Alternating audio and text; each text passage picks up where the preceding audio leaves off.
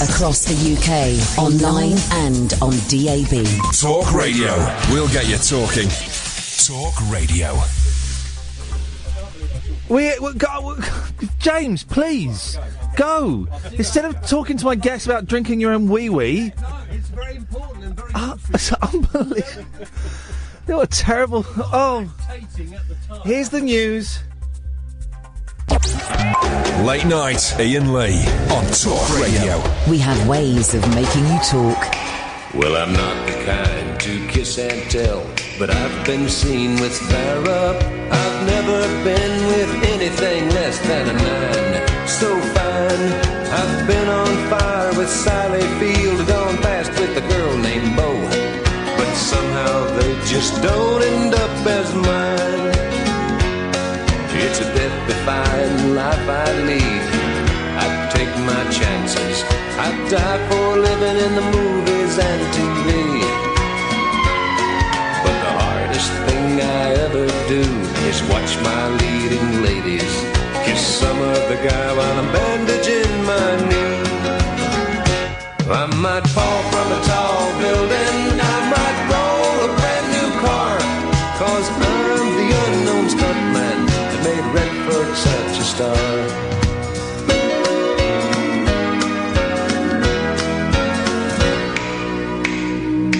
I've never spent much time in school, but I taught ladies plenty. It's true, I hire my body out for pay. Hey, hey, I've gotten burned over Cheryl Teague's, blown up for Raquel Welch. But when I wind up in the hay, it's only hay. Hey, hey, I might jump an open drawbridge or Tarzan from a vine, 'cause I'm the unknown stuntman that makes Eastwood look so fine. Oh dear, oh dear. Right.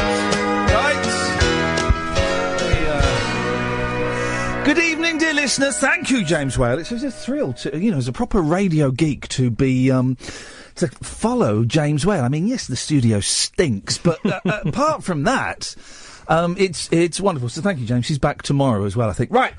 Iain Lee, Talk Radio. Oh, you know the score, guys. You can call in about anything you want. 0844 499 1000. But we're going to start off. We've got a guest in tonight, a guy called Mark Mason. Hello, Mark. Hello, Iain. I call you a friend, but we've only ever met once socially. That's the nature of life these days. It is. We swap. We swap. I think you are closer to people that you haven't met, because there's something about the screen that enables you to swap opinions about things on Twitter or Facebook, whatever, that you wouldn't do in the flesh. So I think it brings people closer. What's very nice is every now and then, you will just pop up on my Twitter feed and say, "Oh, I have an interesting fact about that."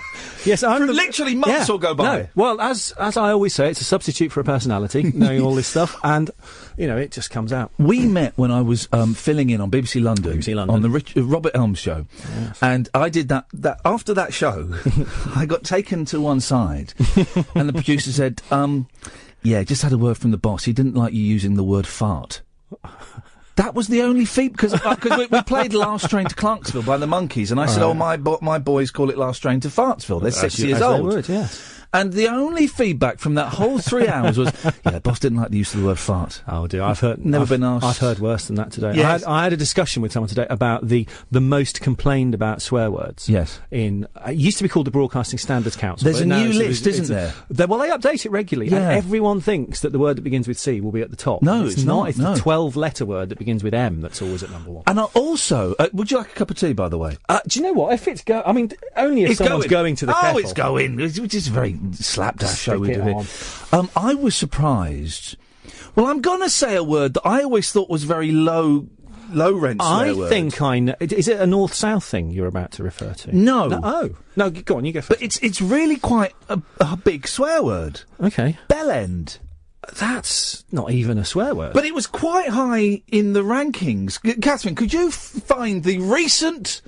Because you were grinning from ear to ear when that got public. Have you seen the list? Find it, because Bellend's quite high up in the one list. I thought you were going to refer to was the word that begins... I can hint, and then we can... But the word that begins with T, it's 4 letters. Oh, twit. Yes. But yeah. And up north, that is a much stronger word than it is down south. Down south, it's sort of seen as just a general... you know, you could say the word knob, because, you know, it's that sort of level. Whereas up north, apparently, people have told me, it's much more associated with a biological meaning. And yet I've had someone say that the C word in Scotland is nothing, it's a throwaway kind of thing. I think they've probably been watching too much Rab C. Nesbitt. They could be. They could be. I have, I've only ever sworn on radio once, and it was when I was at LBC, and me and my producer Chris, when we ran out of content and no one phoned in, we'd wrestle each other. Proper wrestle, pin the shoulders down for the count of three. And it went on for ages one day. But I'd like to refer to it as avant-garde performance art. It was just lazy broadcasting. We had this fight. It went on for ages. And I stood up and I said, oh, man, I am effed. And luckily, we have the 7-second delay. We have the 14-second. And luckily, the technical operator, a gentleman called Lady Alex, realised what happened and pressed the button. But it's the only time, and I have a real... I'm quite sweary in real life. On here, I'm generally pretty good. And I have a thing, if I get tired, if I'm, you know, when you're in a meeting or maybe you're watching a film or you could be out with some friends, but you're a bit tired and you're not really focused, and I'm sort of drifting off a bit, if someone says a swear word... my hand instantly reaches for the dump, and I kind of wake up and go, I'd just want to apologise.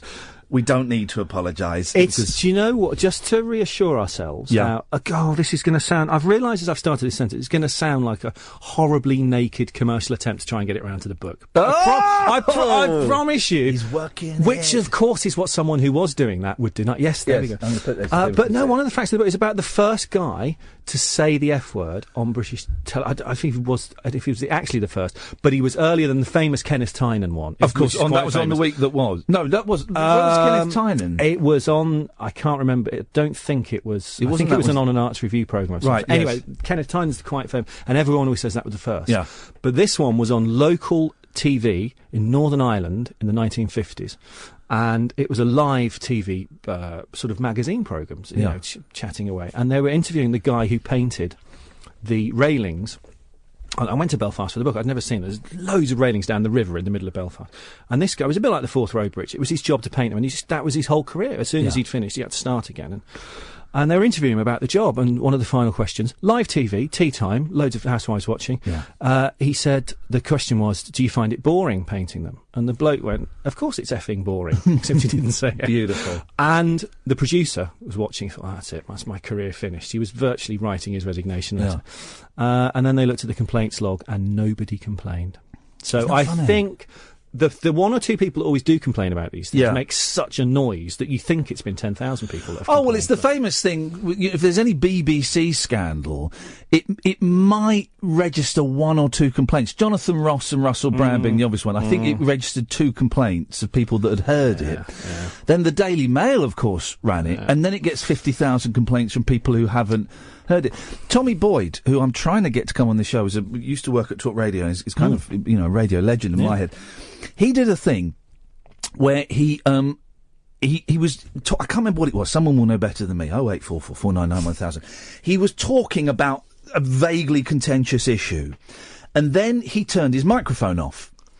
And then about 30 seconds, there was silence, and he turned the microphone back on and finished what he was saying, and then he said, I just want to apologise for allowing that word to get broadcast on air. I do apologise. Of course, he hadn't said anything. But people then phoned up to complain about something that had never even been broadcast. But they were so outraged. You know, it's we do like to get upset. It's what's this? There's a Freudian term for it. It's when you transfer your anger about yourself onto other people. And so I can't remember the details, but... You know, I'm still stuck in the Oedipal stage, so that's by the way. Now listen, the reason you are here, and you can call in to listen if you want to talk to Mark about books. Books. You can do. If you want to phone up and talk nonsense and do the usual rubbish, you know, the phone lines are open as per usual, 0844 499 1000. Before we get to the new book, Male Obsession, I do think it's kind of pertinent to do the books before. Okay. The Walking the Lines, was that the first one? Walk the Lines. Walk the Lines. That was the first one we spoke about. Yes. My first non-fiction book was called The Importance of Being Trivial, which was why blokes are obsessed with pub facts and trivia. And then the next book was called Walk the Lines. That was the London one. That was you walking above ground... all of the London Underground lines finding out kind of interesting stuff about it and where it took you and stuff. Travel book. And you know what London's like. There's literally tens of thousands of books have been written about it. So my editor wanted me to write a book about London. I wanted to write a book about London. But what do you do? And I knew it wanted it to be a walking book. It's the only way to discover anywhere is to get out there and walk it. Then I was looking at the tube map one day and thought, aha, that's it. So there we go, 403 miles. Then the next book after, I can't remember what it was called. That was yeah, we did talk about that on one of the programs. That was the Land's End to John O'Groats book, Move Along Please. That was it. And it was delightfully, it was done. Here comes the tea. Thank you, Ed. No worries. Thank you. That's yours. I've got the colourful one. You've got a plain white one. There we Thank go. you very much. Oh, look at this sugar as well. It's all very professional proper here. cutlery. None of your it's talk radio. Plastic stuff. Dreams can come true. Okay. And that was you travelling from Land's End to John O'Groats via public bus. Local bus. Local bus. You're not getting your National Expresses. You're getting your number 62 and seeing 46 buses. Yeah. I've asked this question before, but I still don't quite know the answer. Why? Because it sounded torturous. And I like buses. If I'm in London and I've got the time, I will sit on the top deck of a double-decker bus. Yeah. I love it. Sitting at the front pretending I'm driving. I still do it even though I'm 43. But I prefer it because you see things. And also, the thing you mentioned in this book that I love to do in London is look up. No one ever does No it. one ever looks up. No The one ever tops does it. of buildings are amazing. But The pineapples on top of St Paul's. No one ever sees them. Exactly. There's all these wonderful things. But going from the whole length of the country by bus would be hell. No, it was great. Come it on. was. Do you know what? My son was 2 at the time. It was bliss. It was. You know what it's like, Ian. I do. But you know what? It took me Yeah. until Glasgow, which was about well into the second week. Yeah. Before I managed to get a decent night's sleep, because you're still conditioned to waking up all the time. So, but that was bliss. That was lovely. And it was. But the thing was, it was one route through Britain. So when I came to do this one, my editor and I were sitting, thinking, what can you do that covers the whole of the country? We're going to take a break and then we will dive into Male Obsession, which is, as with all of your books, although I haven't read the first one, so I'm going to have to go back and read that. It's a joy, you know, and I feel I have to always put this caveat. No, but it's really interesting. It's a book about postcodes, but it's really interesting because it's a tough sell. We'll get to that in a second. 0844 499 1000. This is Talk Radio. Late night conversation worth losing sleep over. Iain Lee On air and off the leash. on Talk Radio. We have ways of making you talk. Catherine, could you come in and help? I need you. I'm down to 4% on my battery on my computer. Could you I just need you to plug in a lead, please. And I've not sunk so low as to ask my guest. I'm not going to let you do that, Mark. I can just plug it in, please. I'm not going to. Otherwise, we won't get to read the list of swear words that you've sent over. It's that Samsung Note 7 there. If you just plug that in. Hey! I keep meaning to talk about that. That's incredible, isn't it? I want it. If you had one, wouldn't you want to turn it on just to see? Well, of course you could. And also, well, we're British. Of course we'd turn it on and take the risk, wouldn't we? I'd save a bit of money on fireworks this year. I'd just get a load of those together, stick them in the field. The book. Should we have a quick? Hang on, before we get to the book, I've been sent this list of swear words. Should we have a? Go on, have a swear. Let's have a little look. See what we've got. Have a hint the joy of of this. The joy of doing this is. Well, here's. Come and have a look. Go, okay. So. It doesn't rank it. It doesn't rank it in order though. I thought it ranked it in order. It's alphabetical, isn't it? It's alphabetical and it's general, race and ethnicity. Of course. Well, I got him. Well, that word there. The one you're thinking of, ranking it in order, is a BBC producer guideline. Oh, okay, those losers. that word for Chinese people. Yeah. It's of course in a song, Melting Pot. Go on, remind me. Take a bit of white man. Oh, of mix course. it with- Yes. And that abbreviation for Chinese person is in there, and I didn't realise that. And I played it on the BBC, and it popped up, and so we stopped it and we turned it off and went, "Oh, I'm really sorry, I didn't realise that word was in there." It's, you know, we played it, you know, for racial harmony and stuff. But apologies if you're offended. Thought nothing of it. And then that was on a Friday. Then on the Monday, we opened up with Daily Mail.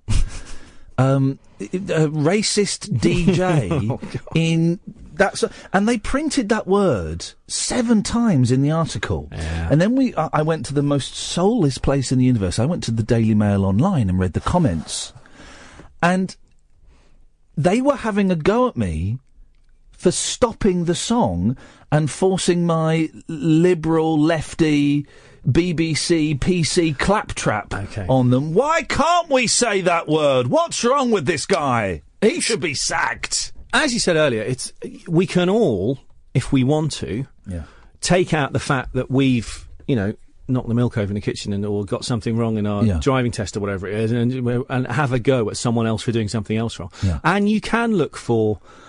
I'm waiting to see how long it is before the word bungalow becomes, because you know where the word bungalow comes from? It's Indian. Is it from India? Yeah, it's Bengali. Right. It's because the Bengal. This is back in the days of the Raj. Can I just say, this is very rarely I would let someone in the studio who knows more trivia than I do, but this is an unusual occurrence. But yes, go on. That's where it comes from. It's the house in the Bengali style, because the Bengal people used to have. Bungalows, one-story houses, and that's where it's one of the, pucker and all those words that came back from the days of the Raj. So you could, if you wanted to, twist that as though that was an insult to say, it's a bungalow. That's what those people over there at that time had as their houses. I can tie this into the book, The Male Obsession, because I'm rereading it. I realised last time I got 3/4 of the way through, and then life distracted me, so I'm reading it again, and I've just got up to shambles. I didn't know what shambles. Yes, where the origin of the word shambles in York. I didn't until I researched the book. I was struggling a bit on York. I didn't know much about York. I didn't go to it. I still haven't been to York for any of my books. I might go. But yes, it was an old word for a slaughterhouse, and there's a street in York called, I can't remember if it's called The Shambles, or maybe someone can help us out here. It's either I think it's called The Shambles, because there used to be loads of slaughterhouses on it, and that was the name for it. And it's brilliant knowing that now, and when going into the kid's bedroom and saying, your room looks like an absolute shambles, it's going to have a whole horrific meaning. Bits of carcasses, blood all over the wall. It would be like that Beatles photo shoot, wouldn't it? So, the book is... And there's another... We're not going to start doing Fab's trivia. No, we're not. Why? Can you do that? We'd be here until 4 o'clock in the morning. Okay, fine. I'm trying to think of something now. Well, there's a nice bit that Paul McCartney's got a house in the same village as was Granny Smith. Yeah, Mackie gets a couple of mentions in the book. Yeah. There's that one. I love it when all these things that you think, if you made this up and put it in a novel, no one would believe it. Because I used to write fiction, and something weird would happen. They put it in a novel, no one would believe it. But you put it in this, they have to believe it. Is that the apple on the Apple record label is a Granny Smith? Yep. Granny Smith was named after Granny Smith from New Zealand. She was an old woman in New Zealand who bred this strain. I don't know if you breed a strain, but she came up with this new sort of apple, and it was named after her. And she had emigrated to New Zealand from the village of Peasmarsh in Sussex, which is where Paul McCartney has his country. I heard a documentary about apples on Radio 4 the other day, and with Pete Brown. Was it about Pete Brown, a friend of mine who's a brilliant beer writer, who's done a book about cider? Was that the one? He was on, yes. It was the food programme, in fact, I think. Yes. And what I didn't know was, I don't know a lot about it, but you can, and I don't know the technicalities of this, so there's going to be a little bit of me making stuff up, but you can get the branch of an apple tree, right, and it can take on the trunk of another tree. I missed that bit. You can make it take. And they were saying that you can have, in theory, one tree. Maybe it was on Gardener's Question Time. Anyway, you can have one tree with about 4 or 5 different types of apple growing off it. Wow. So, and they'll have different coloured blossoms, so it will be all these different colours. You'll get these different tastes and these different flavours and all of these things. So it sounds... genetic modification gone mad. Isn't it? The book, we should really mention... Oh, by the way, the other Macca mention, I've got to do. Oh, yeah, so go the on. Other Macca mention we'll mention the title of your book soon, I promise. Is the fact... the fact for the L... the gist of the book is one fact per postcode area of the UK. There's 124 of those. And the fact for the L, Liverpool area, is that a few years ago... Oh, this is great. A few years ago, Ringo Starr got a call on his mobile, and it was Macca, and so he answers it, and McCartney goes, "You'll never guess where I am, John Lennon Airport." I think that's so lovely. Isn't that lovely? And also, the part of that story I like is the fact, of course, Ringo Starr and Paul McCartney phone each other up. I wonder if they text each other. Or if they take, I hate using this word, but I'm going to use it, selfies, and send them to each other and things like that. He doesn't even sign autographs anymore, Ringo. He refused to sign my White album when I presented it to him. We're going to mention... Did he get number 4? Do you know... Let's get really deep into the Fabs, because they got the first 4, because every copy of the White album had a serial number. No, Ringo's got number 1, hasn't he? He got number 1, did he? I think Ringo had number 1. Ah. Didn't he sell his number 1 recently? Oh, no, he didn't, did he? I thought he can't need the money. I thought he sold his number 1. Do you know what the order of the other three No, was? I don't.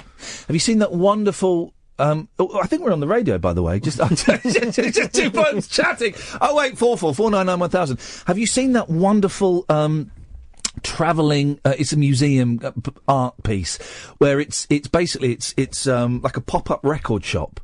It doesn't sell anything, but all it's got are thousands of copies of the White Album. So the racks are full of the White Album, and they're all along the wall, and it's just brilliant. It's not Yoko, is it? That sounds like the Yoko thing. Was that number one? And Ringo's? It sold for $790,000. Wow. Number one. And he presumably refused to sign that one as well. Yeah, I bet he did. Oh, yeah, of course. If we're going to do Ringo and album covers, you know, when they were doing Pepper, and they all came up with their list of heroes, and famously Lennon wanted to put Hitler on, and all that sort of stuff. And John Lennon, you Ringo came up with nobody. Beautiful. Also, now you wouldn't know this, not having read my first book, The Importance of Being Trivial, available in all good bookshops and quite a few ropey ones as well. The fact about Ringo in the first non-fiction book is that he has, to this day, never eaten a pizza. Because he doesn't like tomatoes. Oh, God. Now, if you were going to pick one of the 4 facts who didn't like tomatoes, it's going to be Ringo. And I think that's an example of where so-called trivia, the sort of stuff we know that stays in our head. The reason that stays in our head is that tells you everything about Ringo. Doesn't it just? Oh, that's tells wonderful. You everything about the man. Ringo Starr once told my dad to pee off, but that's by the by. My dad was working for BBC in the 80s. And I'm not quite sure what job he was doing. I know he was generally in props, but then for a while he was doing other stuff. And he was at an awards event in about 1982, and Ringo Starr was going to be there, and he had to go up to him and ask him if he'd do an interview for the TV. And Ringo said, no, I'm not doing any interviews. This was when Ringo was still drinking. Yeah. And my dad said in 1982, listen, Ringo, we'll give you £400 for just want 5 minutes. He went, piss off. I spend more on that and fags in a week. I bet he probably does as well. The book, Male Obsession, A Journey Round Britain by Postcode. Why? And if you've just been listening for the last 25 minutes, it's full of this kind of stuff that we're chatting about. It's that fun kind of stuff where you'll be out in the pub, or you'll be having lunch, or you'll be having a coffee. There'll be a lull in the conversation. You go, oh, you never guess what I heard yesterday. Actually, I'm going to pick you up there, Ian. Oh, that's not actually how it happens. And you know this. When I correct you, hopefully this will chime with you. Is that if you have been listening to the last 25 minutes, it's all been tangents. Yeah. It's all been you never, and that's why people sometimes go, tell us a piece of trivia. Yeah. And I never think of anything. Yeah. It's because it's just... It's joining the dots is that the way it works. And there's a big... That's what the big... I don't know, I keep plugging the first book instead of the one that's just come out. Forget that one, man. It's this one. The first one explains why we work on tangents. But anyway, go on. Yes, The Male Obsession. It's out on paperback now. It's been out in hardback for a while. Why postcodes? Well, as I was saying, when we were talking about the bus book, Land's End to John O'Groats. That was great, and I do think that's a great book. I'm proud of that one. But it's just one journey through Britain, and you're always heading roughly northeast. Obviously, going Land's End to John O'Groats, or Le Jog, as it's called. Yes. If you go the other way, it's called Joggle.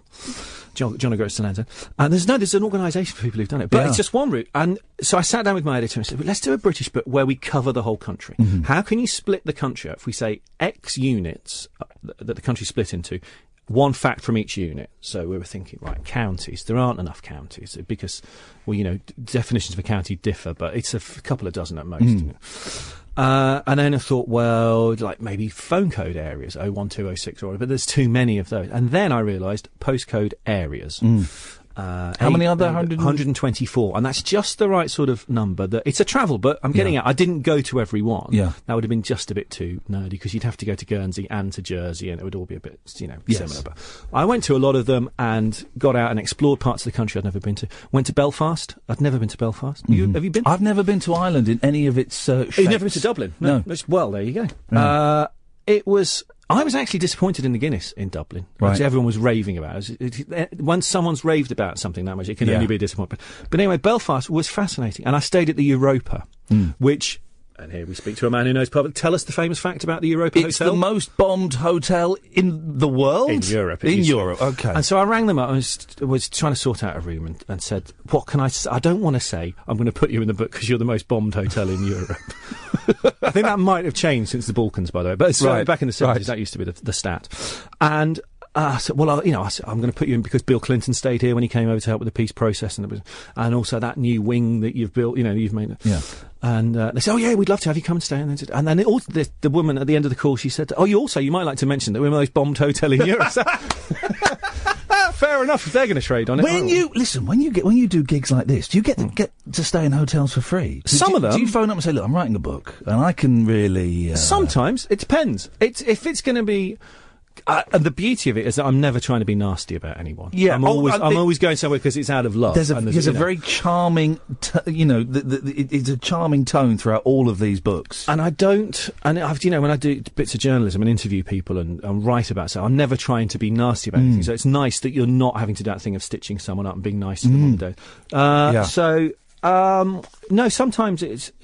the first one I stayed at for this book was the Days Inn at Watford Gap service station. Beautiful. Because I'm blaming my editor for this one, because he and I had a chat before we even did the book. And I just remembered him saying, I'm fascinated. Service stations had crossed up, and he said, I'm fascinated by them. I said, I am as well. In that way, it's like airports. You get a disparate group of people, all tied together in one place. It's like the Tom Hanks thing, the terminal. Yeah.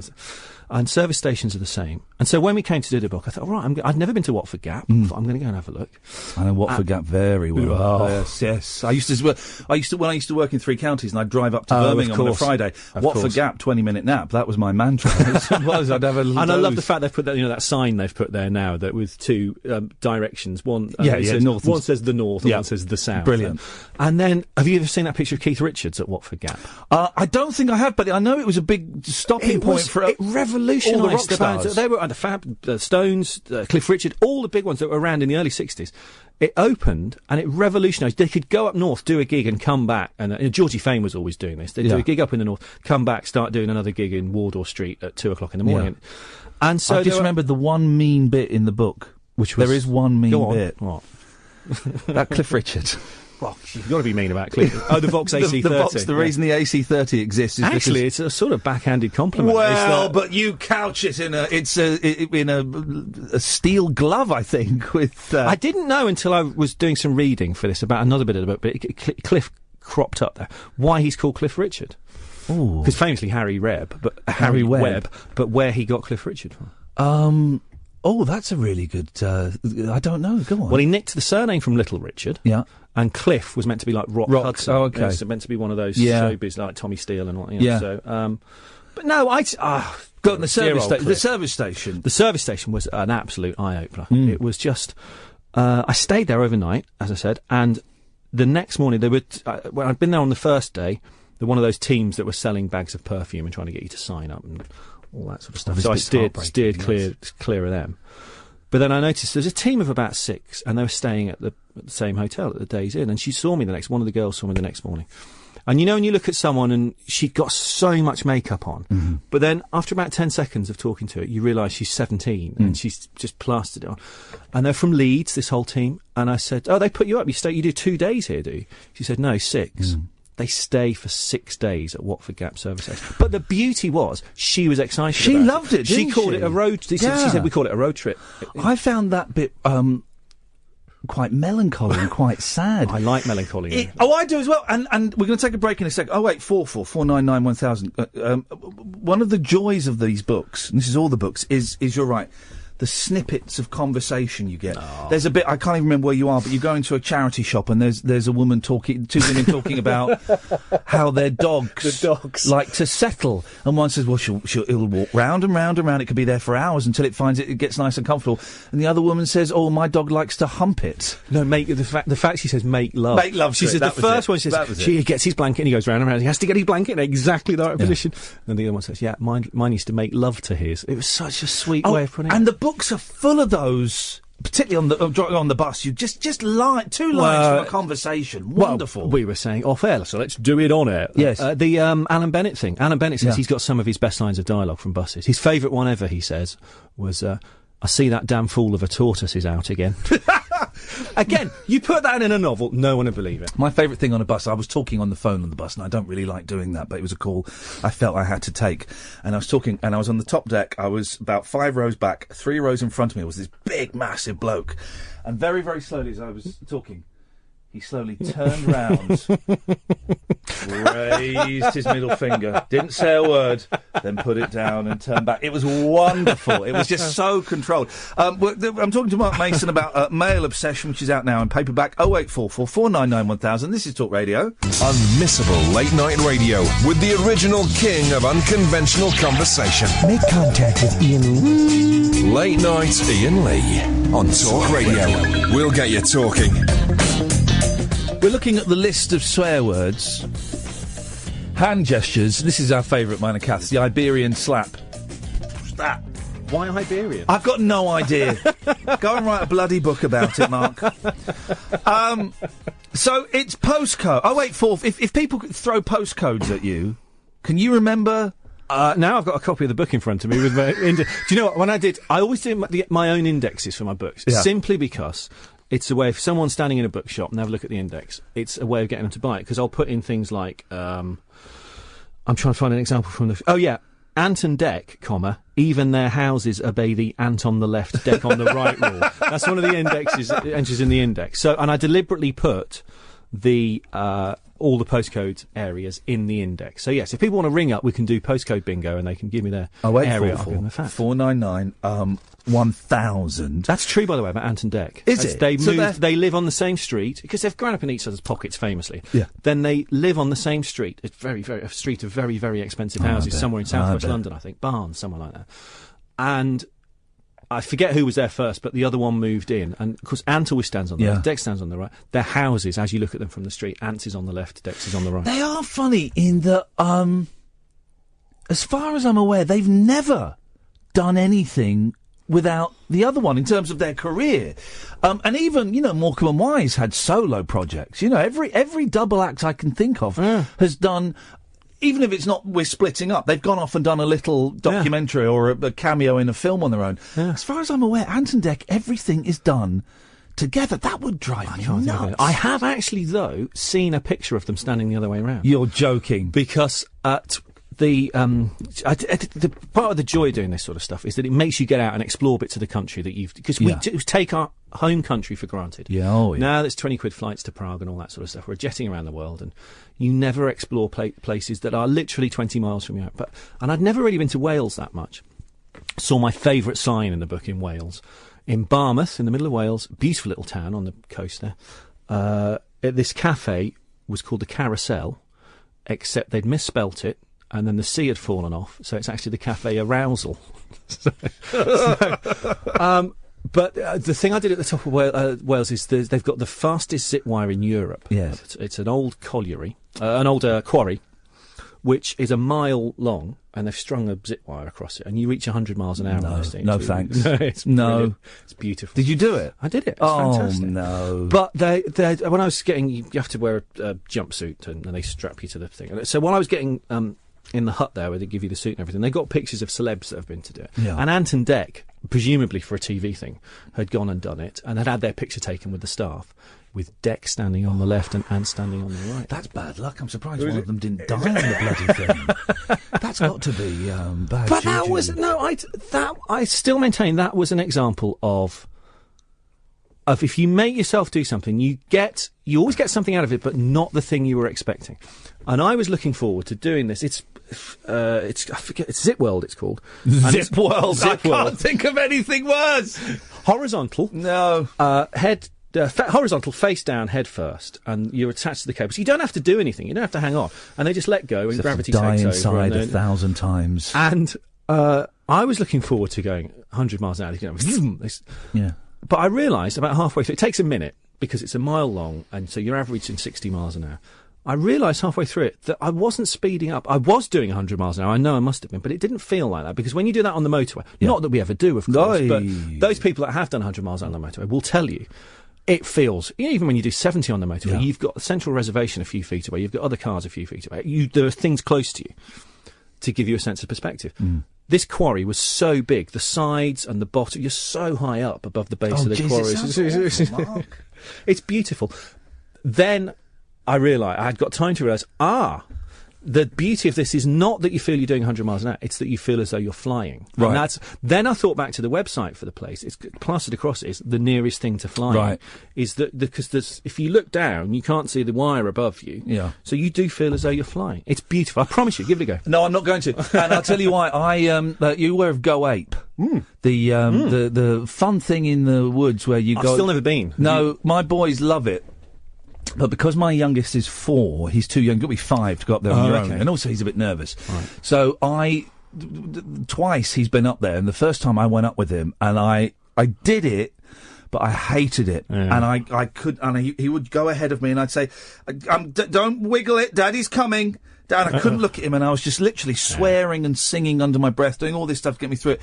The second time he went and did it, I couldn't do it. Yeah. I got halfway round, and I thought, I'm really close to crying and asking a teenager that works here to come and rescue me. I thought, right, I'm going to get round, and then I'm going to sit down with my son and tell him Daddy can't do it anymore, and we're going to get down. I think it tends to be the older you get, the more you get like that as well. There's things you used to do when you were young, you're completely fearless. But... Yeah. I'm a coward, and I've got no. I don't mind saying that. You're brave enough to admit you're a coward. I'm brave enough to admit that. We'll talk about the book in a minute. We need to mention the bloody book. It's Male Obsession. MAIL, by the way. We should have spelt that out. Thank you. Of course. That's the thing about a pun. It doesn't work on radio. Well, they don't always work. No. In real life. There's the snare drum. There's the hi-hat. I'm gonna find it. Is Amazon a good place to buy? Where's Get the it best wherever place to you buy want. it? Do you know what? People think that as an author you're going to hate Amazon. I love Amazon because it's a guaranteed sale. Yeah. It's, even the biggest bookshop in the world is going to struggle to have every book. Yeah. So wherever. We're gonna have a little break. I'm gonna get the link and I'm gonna tweet it. So if people want to, people are lazy. They want you to do everything for Gentleman them. and a scholar. Mark, for goodness sake. 08444991000. Late night Iain Lee. Unfiltered night talk with the original king of unconventional conversation on Talk Radio. We have ways of making you talk. You were asking, the postcode here is SE1 8DJ, and you were asking... I thought that I think there is, if anyone in any of the powers that be at the station are listening who can confirm this. Listen. They don't even know this station's running. They think Talk Sport is where it's at. Is that the Royal Mail do... the book isn't really about postcodes, but I put some postcode stuff in there. They're a device for getting out and doing things about Paul McCartney calling Ringo Starr. But once you start to look into it, they have got such a sense of humour. You wouldn't think it from the Royal Mail.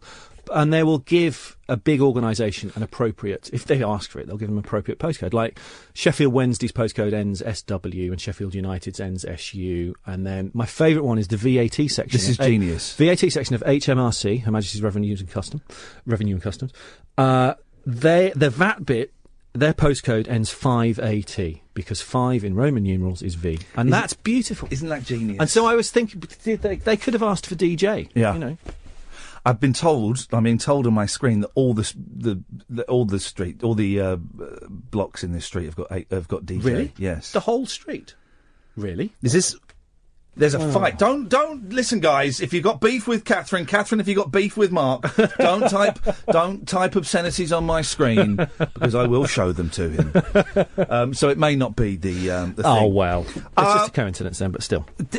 We were talking about this off air. The fact that the book is, and all of your books are celebratory, and you obviously love your job, and you obviously love Great Britain as well. And travelling around it. It's there is enough out there to celebrate. One of the more, and it's always, that's why my website's the importance of being trivial. Took from the first book, and hopefully that gets across the idea that this stuff that, I don't know what your partner's like, but my partner's, oh God, will you shut up with the trivial? Yes. I'll know something about it. As you said, I'll pop up I'll see something you tweeted once in a while, and I'll go, oh, did you know that?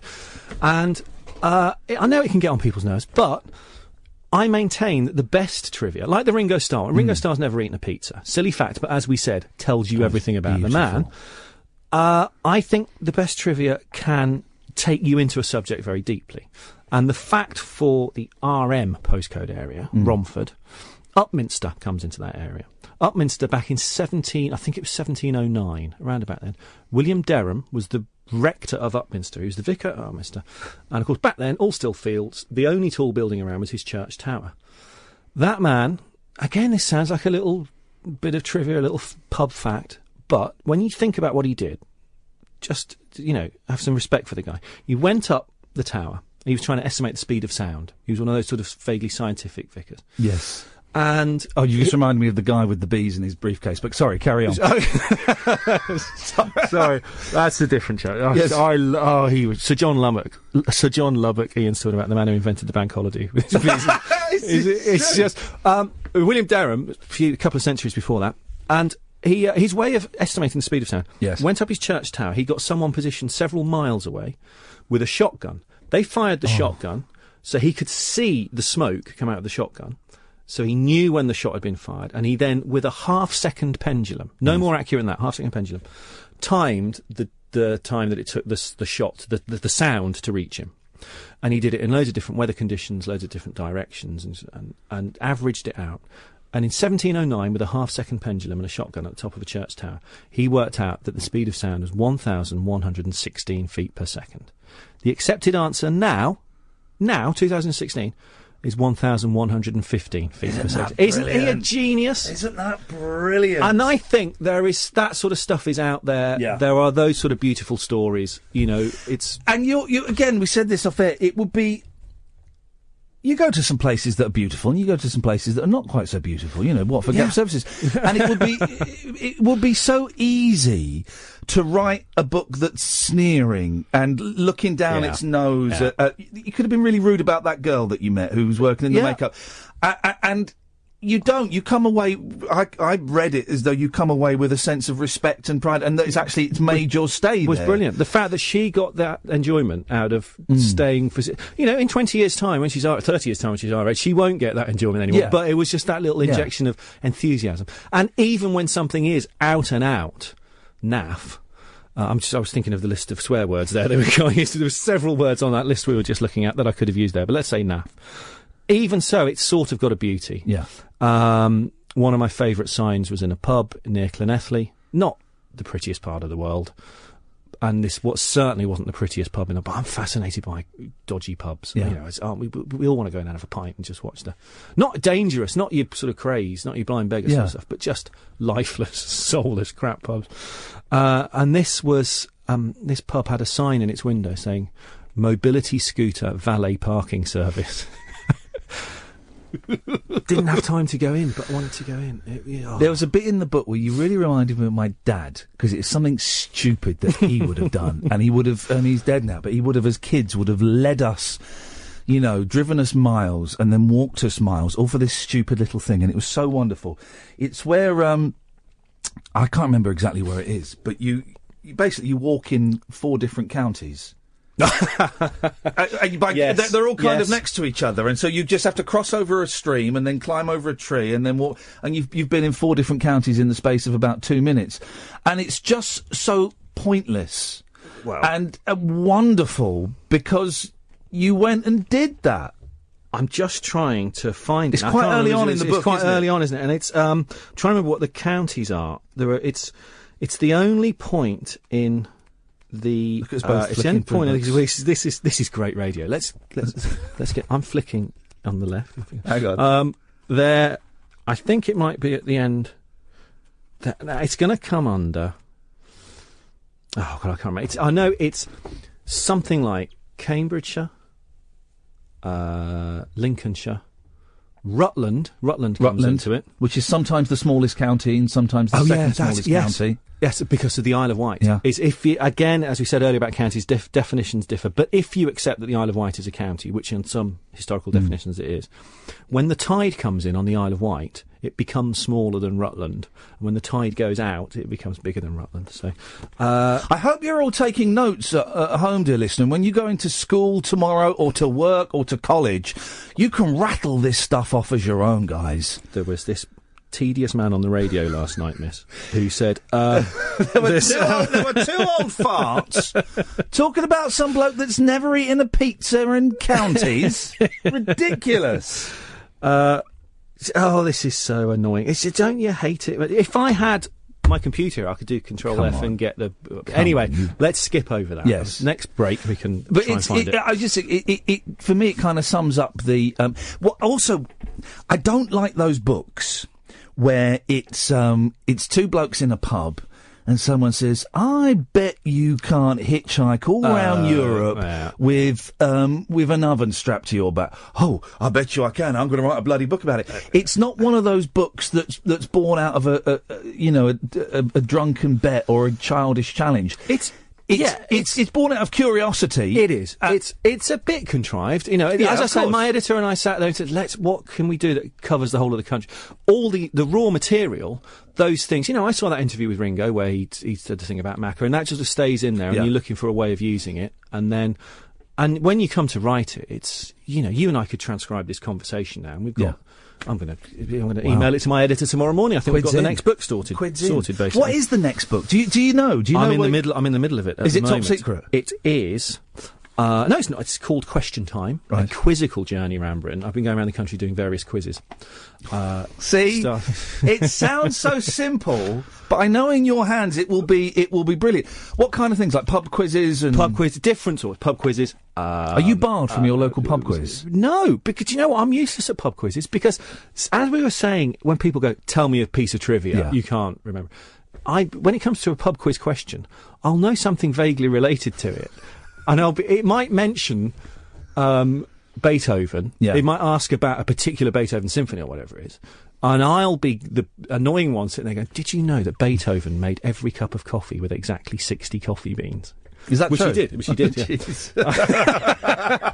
And so I know, I think that tells you something about the man. Yeah. But I'll be the one. I don't actually know the symphony, but you know. So no, I'm pretty useless at quizzes. Okay. I tell you, my favourite quiz for the book so far was the House of Commons Press Gallery quiz.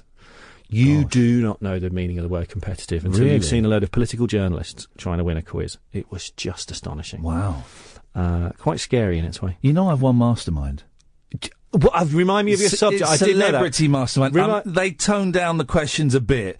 It was the Monkees, of course, the fictional pop group, the Monkees.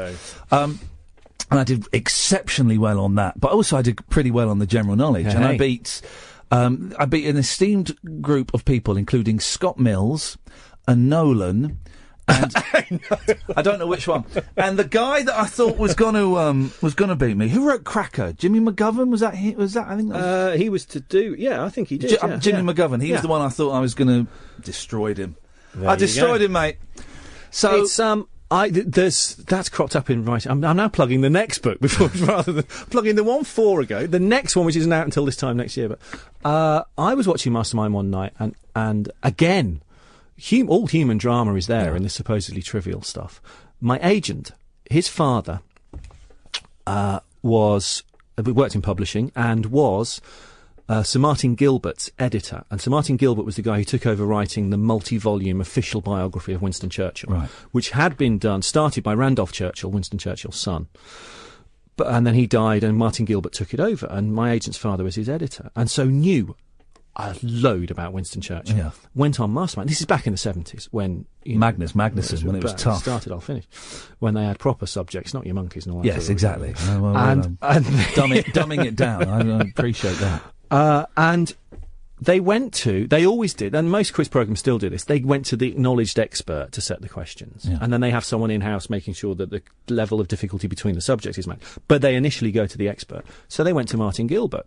Martin Gilbert said, I feel in all honesty I should tell you he's my editor, I know him, he's a friend. They said, no, that's fine, that sort of thing crops up a lot. There's only a small number of people who know to say it crops up. We're happy for you to do it. So Martin Gilbert, just to completely get rid of any possible accusation of any sort of, making it easy on his editor, made it the most difficult set of questions. My agent always gives the example, he might have asked what colour socks was Winston Churchill wearing on the 22nd of February 1904. It was impossible. And had the old Mastermind, it destroyed him. It was such a because it's so iconic. We've got to end in a second. That we're coming to then. Yeah. It's so iconic that when I was there for a laugh, thought this would be fun to do. And when you sat there and suddenly that music starts, what's it called? You know this, don't you? There's a quiz question in itself. I do know it. I give you the first word, you'll get the second. I guarantee. Go on. The first word is approaching.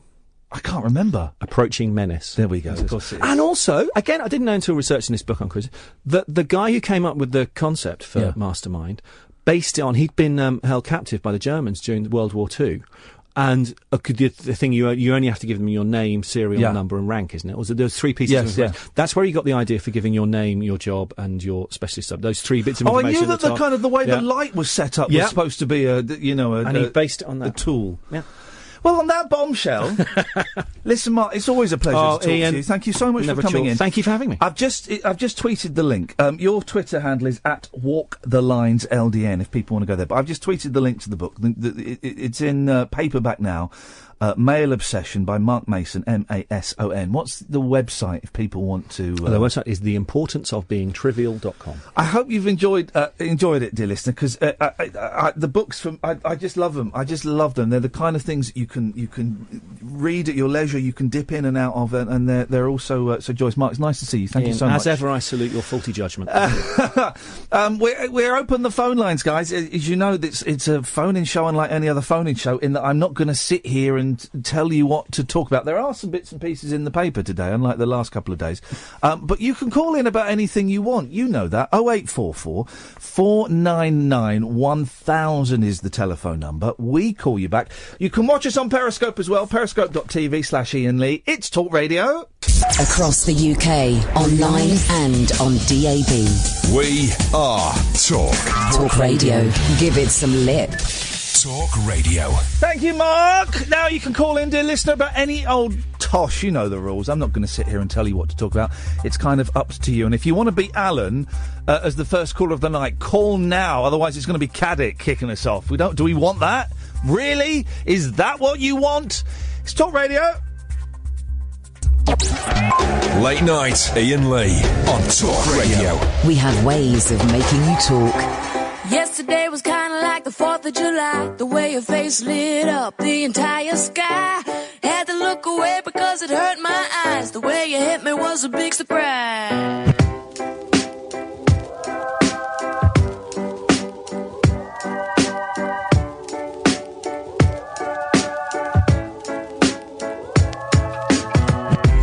Yesterday I really didn't know what to say. I wasn't making any sense, but I felt okay. Ask you if it was my birthday. This kind of thing don't happen every day. Hey, hey, hey. Hey, hey, hey. I didn't think an angel would get in my way. Hey, hey, hey. Hey, hey, hey. I didn't think an angel would get in my way. Yesterday I felt just like a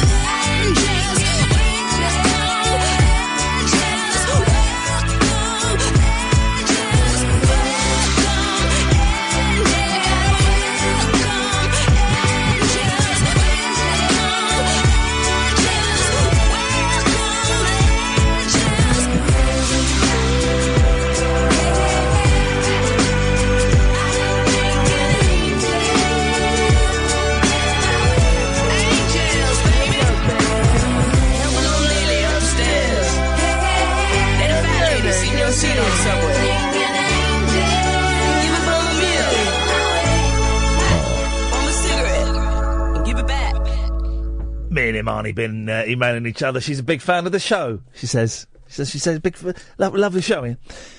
Ringo Starr's never had a pizza. That's the only thing I can remember from the last hour. Ringo Starr's never had a pizza. I've just tweeted him, so we'll find out whether that's true or not. Thank you, Mark. The book is, I need to remember. Male Obsession, Mark Mason. I've just tweeted a link on for Amazon, and I'll do it again a bit later on. It's a cracking read, as all his books are. Christmas is coming up, guys! Oh, Christ, Christmas is coming up, guys. Flippin' heck. It'll be lonely this Christmas, lonely without you. Crack on with the show, shall we? A bit tired tonight, little bit tired tonight. Busy old day. And also, I'm preemptive tired. In as much as I know I'll get home about 2:30. I'll be asleep by 3 if everything goes according to plan. And then my youngest will probably wake up about 6, 6:30. So that's 3 hours sleep we're looking at before I have to get up. I take him to school, I'll come back, I'll go straight to bed. Don't you worry about that. I'll be getting another 3 hours. So that's going to be 6 hours sleep, solid, I'm going to get. Not solid, but split. But my body is thinking, oh man, alive. And what with my back still hurting? I've got some pills. I've got some pills in my bag, so I might take some painkillers to get. Oh yeah, that was it. I went to Boots today to buy the purple migraine Nurofen. Now, has the Nurofen, in inverted commas, scandal, has that happened here? We know it happened in Australia, where, was it that all Nurofen are the same Nurofen, but they label them differently, and it's like for periods and for migraines and for back pain, but they're all the same thing. Is that the story? Because I didn't want to investigate that story. Dom, Lee, Hannah and Alan, I'll come to you in a minute. 0844 499 1000.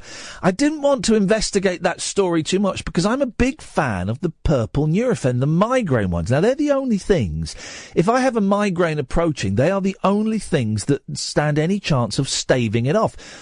But if they're the same as the ones for periods or the normal ones for headaches or the Boots own brand, I'm a placebo man.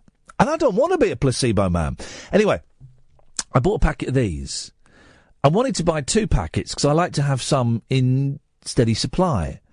Some places get funny about selling you 2. They won't sell you 3 just in case you're going to top yourself. Here's the thing. You can't top yourself with 3 packets of Nurofen. I don't recommend you try it. But I wanted to buy 2, but I didn't. I bought 1. And I'm glad I only asked for the 1.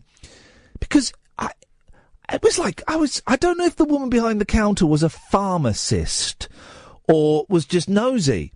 Are these for you, sir? Yeah. Do you suffer from headaches? Well, it's for my back, right? But I went, yeah. Suddenly I do suffer from headaches. That's not a lie. Do you have a headache now? I panicked. I went, yeah. And I thought, I'm in a lie. I'm lying to a medical professional to get drugs. How bad is that?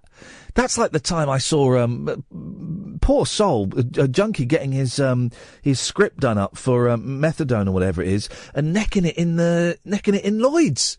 He was necking it in Lloyd's. He couldn't wait and I felt like that guy. He goes, how long have you had the headache for? I'm thinking, I've never been asked question. I've never had to do like a test to get some pills. I went, I didn't want to say, here's my decision thinking here. I didn't want to say, I wanted it to sound bad enough to be selling me the purple ones, but I didn't want to say I'd had it for too long because she might say, we can't give you these, you need to go to the hospital. And I didn't want to say for too short because she'd say, you just need the normal ones. I went, it's been quite bad for about an hour or 2. She goes, right. Do you know how to take these? I was thinking, yeah, I take them in my mouth. What are you talking about? I'm a bum. I went, yeah. She goes, how do you take them? I said, with food. She went, yeah, that's right, with food, and don't have any more than 2 sets of. I'm 43 years old, woman. It's not like you're the nurse at school and you've got to get my parents' permission to give me a Disprin. Flipping it, I'm 43. And by this point, I'm really hamming up the headache action. I'm holding the head. I'm leaning forward anyway because I've got the bad back, which is what I've bought the stuff for the bad back. It turns out it don't matter which one you are. Yeah. Thanks very much. I'm doing that one. Yeah, thanks very much. I'm turning to Keith Richards. Yeah, thanks very much for your help. I really appreciate it. Tough times, guys. It was tough time. It's tough times trying to score on the streets these days. So I can empathise with all you guys out there. Right, let's crack on with this nonsense, shall we? 0844 499 1000 is the telephone number. Let's go to Dom. Good evening, Dom. Oh, nice as Mark Mason. Isn't he a most delightful, charming gentleman? And I always get slightly worried when I'm talking to a guest and no one phones in. I'm thinking, oh, God, everyone's switched off. But then generally, I think for all the guests I've had where that's happened, I go on Twitter and it's just people and saying wonderful, wonderful things. Oh, this guy's great. I could listen to him for hours. Loads of people were raving about the service station chat, saying you should do 3 hours on service station. Loads of people ordering the book. And that's great. But when we get a bigger audience, we'll be able to do this. But when we have guests on, guys, you are allowed, nay, you are encouraged to call in, dear listeners. You are all encouraged to call in, because I know my guests would like to. And but anyway, that's by the by. He was delightful, Dom, and I thoroughly recommend the book. No, I've got all 4 of his books. I love them. Oh, we've got... Why didn't you... Oh, for crying out loud! Why didn't you phone in and say that? Are you on your feet right now? Why are you... What? Why? Right, I'm standing up. You're standing up. Hang on, I'm standing up. Why? Why didn't you... Jeez! Ah! Why didn't you phone up and tell him that? He would have loved to have heard that. He won't be listening to this bit. He's getting the train home. Because you are a professional and you can speak to him far more eloquently than I can. It doesn't matter. It's a joy to listen to. I don't want to interrupt you because it sounded so nice. It would have... during the break, I kept saying, listen, Mark, don't worry if people don't call in. You know, quite often they like to hear me talking to the person. If you'd have just phoned up and said, I've got all your books, Mark, and I think you're brilliant. That's all you had to say. That's all he had to say, Kath. That's all he had to say. I've let you down, haven't I, mate? Well, Kath's she's either asking me if I want some coffee or she's being rude about you. I don't know. That's all you had to say. You just had to phone up. He's a geeky writer writing books about facts and lists and things. He doesn't get to communicate with people in the real world very often. You could have been that bridge. I'm going to sit down now. You should. You're 43. Yeah, I know. 43 and I'm disappointed in my listenership. Yes, he was nice, wasn't he? Yeah, I was you know what, I'm kind of afraid because I read Robert De Niro's biography and it's such a horrible book written by himself, but it totally put me off him as a person. Well, hang on a minute. You said you read Robert De Niro's biography? Autobiography. Thank you. You're welcome. And he's such he only does films because he wants to open a new restaurant, and it just made me hate him as a person, as an actor, and I can't watch his films now. And I was scared that I might say something to Mark Mason and he might, I don't know, call me 4th word down on the 3rd column along or something, you know. Well, I don't think, if I were to punch Mark Mason in the face as training for my punching a listener in the face thing coming up soon, if I were to do that, he'd probably thank me and tell me a fact about boxing. He's so delightful. Oh, brilliant. Oh, speaking of you punching a listener in the face. Punching Jamie in the face in the build-up to Christmas. We're just trying to, I was going to go into town tomorrow. I can't now because I've got the kids. I'm going to go into town on Friday and I'm looking at 3 venues. Oh, well, I'm off for 2 weeks before Christmas and I tweeted you about allowing Barry from Watford to give me a Chinese burn, and he liked it, so I think he's on board. Technically, we're not allowed to call them Chinese burns anymore. They're that's racist. Unbelievable. Also, have you had a Chinese burn recently? I haven't, no. It doesn't hurt. Not for years. It doesn't hurt. It's uncomfortable. Let's not be, but it's. I suspect the Chinese have got far more invasive tortures up their sleeve than the Chinese burn, because it doesn't really hurt. Well, that's the whisper, isn't it? Well, why can't Chinese people whisper as well? They don't call it that in America, do they? They call it telephones or something. Idiot. I have no idea. That's Americans for you. Well, thanks for calling, Dom. Is that it? Next time, call when the guest is on! Right, I will. Thanks very much indeed. 0844 499 1000 Talk Radio. Late night Iain Lee on Talk Radio. We have ways of making you talk. Let's go to Lee. Good evening, Lee. Good evening, boss. How are you? I'm all right. I'm all right, I think. And that'll do. That'll do. Go on. Toss a coin and make a decision. Oh, that's fine. No, not got a coin? I've got a coin. Oh, go on. Heads is good. It's heads! Oh, there you go. Wonderful. It's beautiful. What you got for us, boss? To be honest, I'm not actually sure. You said phone up before Alan, so I did. Well done. Well, let's hang on a second. Alan, we've had 2 callers on before you. Okay, caller number 3, not bad. Well, it's not brilliant. Why didn't you call up in the first hour, Alan? Because Kath said to call me back after 11. Oh, blame it on Kath. Blame it on the boogie. Kath, don't type an angry message to Alan. You have his telephone number. If you for art spelled Caddick. What? Wentz for art Caddick. Sorry? Don't worry. Anyone know? What? What? Is he speaking Latin? No. Robert De Niro's waiting, talking Italian. Robert De Niro's waiting, talking Italian. That is a bloody good song. I've got a little twist on your punching in the face malarkey. Yes, sir. Because I know you wanted to bring more listeners in and a bit of publicity and all that. Yeah. You're doing it near Christmas. Why not get Jamie to dress up as Santa Claus? That's great publicity. Man punches Santa Claus in the face. Come on, mate. That's a bit mean-spirited. I don't want to be... Jamie isn't. Well, no, because Jamie's volunteered. There are people on Twitter going, oh, he's not going to do it. This is a genuine... actual event that is going to happen. Jamie has volunteered for me to one punch, bare knuckle, in the face. Cha! Right, and I want to make sure my back is better because I'm not going to get the full force on my back like this. But no, Alan, could you stop masturbating? Thanks. But I am going to. This is going to happen. It's going to happen near Christmas. £10 a ticket. Alan, I've really asked you to stop doing that, mate. Just put it back. Just leave it alone. Let it dangle. And it's going to happen. And people can come and see it, and we'll film it, and we'll record it for the show. And but no, I'm not going to punch Father Christmas. No, Lee, that would be me. My kids would be devastated if they stumbled across that footage. I was just thinking of the publicity for you. You know, you'd be national headlines. No, that's bad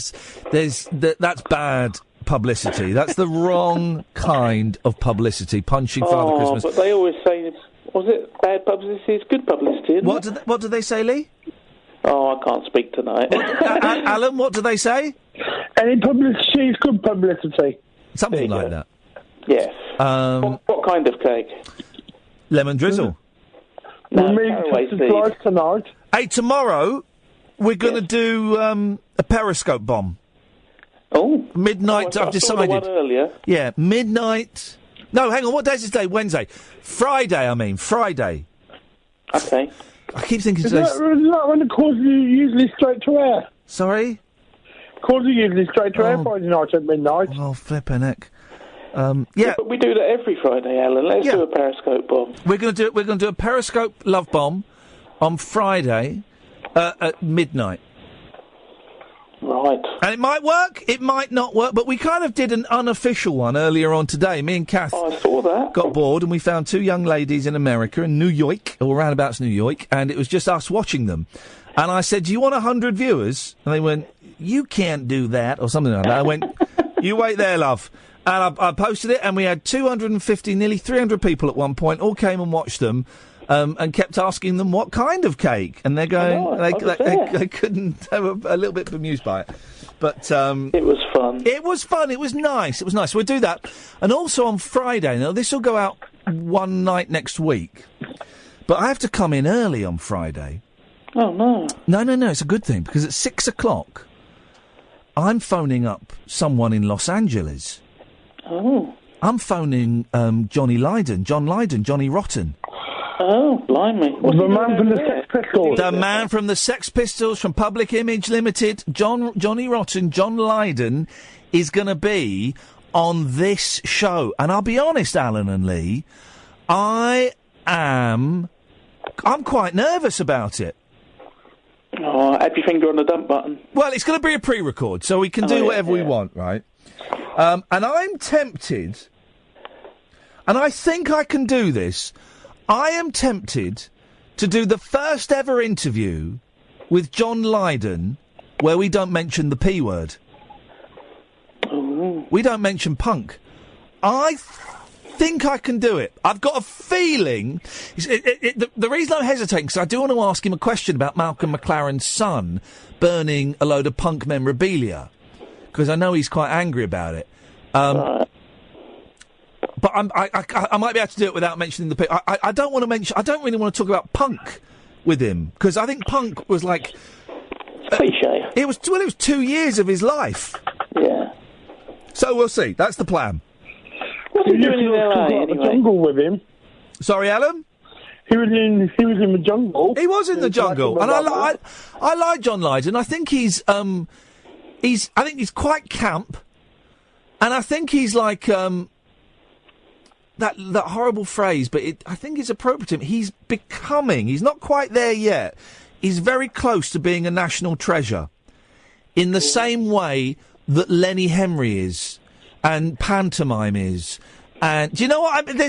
He's not quite there yet, but I think he's very, very close to it. You know. You mean he doesn't sell beds for Travelodge yet? Then he doesn't do that, but he sells butter.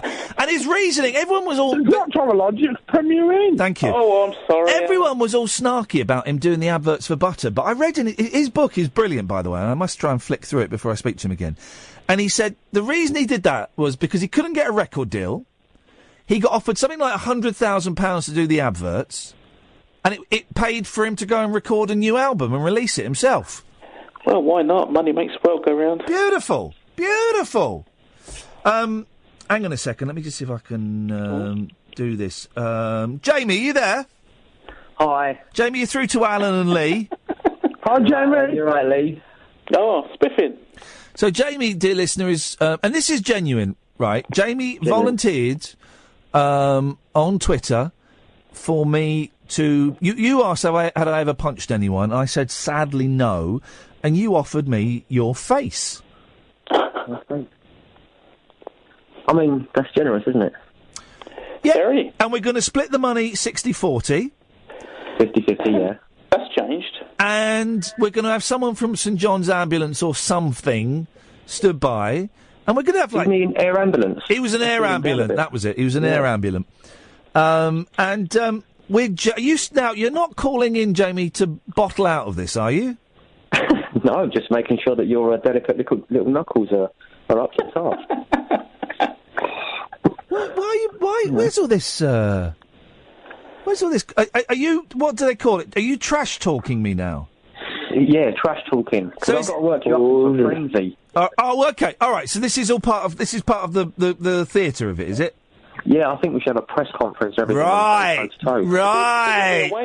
Right. Properly, yeah. Right. What else do I say apart from right? Left. You don't. Really bad taste in music. Ooh. There's no need to get personal, mate. That's controversial. Yeah, that's mean spirited, Jamie. Actually, that's a little bit. Again, are you doing it as part? I was going to say, Jamie, if you're going to be controversial, leave it outside the phone call. Yeah, leave it outside the phone call, Jamie.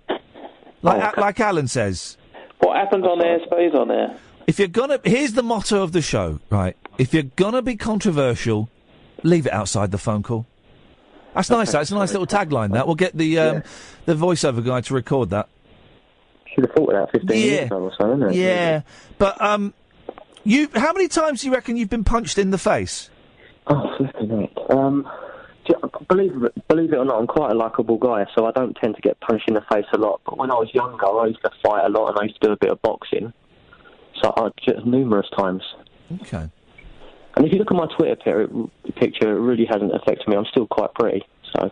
Okay. Well, we're getting... the legal team are going to draw up waivers and all kinds of things, just in case, there's something goes wrong. And people are getting quite arsey about it on Twitter, saying it's outrageous, it's disgusting, it's beneath us, and all of that stuff. But you're genuinely up for it, Jamie? I'm genuinely up for it. Beautiful. I don't think it's outrageous. Well, it's outrageous, but not bad. It could be worse, Jamie. We could be doing a cockfight together. Oh, that's an idea. I haven't got a chicken though, so... Exactly. I never understood the attraction of that. Lee, Alan, thank you. Jamie, I'm looking forward to smashing your face with my fist. Looking at 3 venues on Friday, and hopefully one of those will be suitable, and we'll do it one weekend in the run-up to Christmas, and you'll all be invited if you want to come along. Tony, stay there. You'll be next. 0844 499 1000. This is Talk Radio. Late night Iain Lee. On air and off the leash. On Talk Radio. We have ways of making you talk.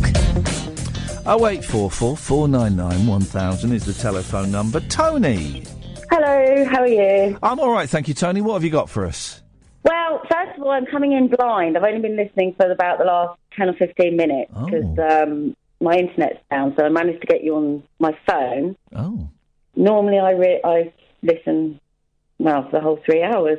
And Unbelievable. Well, I know. In the first hour we had a guest in. We had a guy called Mark Mason in who's written a brilliant book. Yes, I got the end of that, the importance of trivia. Is that... No? What was it? That was his website. His new book is Male Obsession, and it's very, very good. It's very geeky, and it's a joy to read. Okay. Was that the one you were mentioning? Postcodes. Yeah, it's the postcodes are in it. Yes. Okay. So it's not all trivial, is it? Well, give me the first 2 letters of your postcode. EX. EX. Yeah. Where are you? Exeter? No, near Bude. Oh, okay. Right, hang on a minute. EX, right. So hang on a minute. Let's go to page 6. We'll get a fact about that. Ooh. Here we go. Okay, EX. The Jack Russell comes from Exeter, so we are stretching a bit, but it's in the EX postcode. No, it's up there, yeah. It's up nearby. It's, speaking of up there, the Jack Russell was bred with a predominantly white coat so that, unlike darker terriers, it could be easily distinguished from the fox during a hunt. Boom! Boom. You see? Yeah. That was... Yeah, I'll take that. I'm glad you'll take it, Tony. I'm glad. Sorry, it's a bit boring, isn't it? It is one of the drier facts in the book. Yes, I'm going to give you that, actually. It's one of the drier facts. So... I've been listening. Yes. And the initial reason I was going to phone in has changed. Well, the initial reason I was going to phone in obviously still stands, but... Well, you can do both. You can do both reasons. Well, you mentioned John Lydon. Yeah. And I was I was a bit nervous while I was on the phone, and I got a bit calm listening to you. And then you mentioned John Lydon, and I got a bit nervous again. Oh, go on, why? Well, just the thought of you interviewing him. What makes you nervous about it? Well, he is a bit unpredictable. Yeah, I know. It's funny enough, when I was trying to find out how to get in touch with John Lydon, I read lots of interviews he did with various things. And what comes over is he's very funny, he's very clever and very witty man. And he's not... The image I have in my head of Johnny Rotten or John Lydon is him snarling into the camera, snarling out. That's not the man that comes across in the book, is it? No, not at all. It's been a while since I've read the book, but reading these interviews, he comes across as he's very passionate, but he's also very giving and very nice. I think he's lovely. And I've had a couple of people get in touch saying, "Oh, I've interviewed him. He's brilliant. You ask him a question, he'll talk for half an hour. Perfect. Those interviews are great because I haven't got to do anything, and I can just sit and listen to someone who's lived a much more interesting life than me. So I'm nervous about it, but I'm hopeful we'll get something special for the show. So when I read his book, I'll be honest with you. You know the Country Life butter advert? Yes. and I'm going to have to be very careful. I was quite disappointed behind the reasoning why he did it. Well, it was to raise money for it so he could record an album, wasn't it? I know, but I was convinced before I read the book. Yeah. If you think about what he was advertising, butter. No. It was butter. Oh. Do you know? Are you allowed to say the brand? Well, you said it, Country Life Butter. Yes. Oh, so because what? I was convinced that it was his sneaky, rebellious way of sort of legitimately saying a certain word. Oh, come on. First of all, right, he said... I really did think that. I really did Tony. think that when he did it. I really did. Didn't he say that word on the live bit, the C word we're talking about, of course? Didn't he say that word live on the live bit of I'm a Celebrity, Get Me Out of Here? And he turned to camera and went, oh, I'm sorry, did I say a naughty word? I'm not sure. I think he did. And also, the Sex Pistols song, and I have to be careful, Pretty Vacant... You know, you listen to him in the chorus of that. He's not singing Vacant. He's split that into two separate words. There's something different to releasing an album and it being listened to by your fans to walking along in welly boots on ITV or wherever saying how much you love Country Life Butter. Yeah, but I'll just say it was just an observation that at the time I thought... And then I read about why he did it. I was like, Did you lose a little bit of respect for him?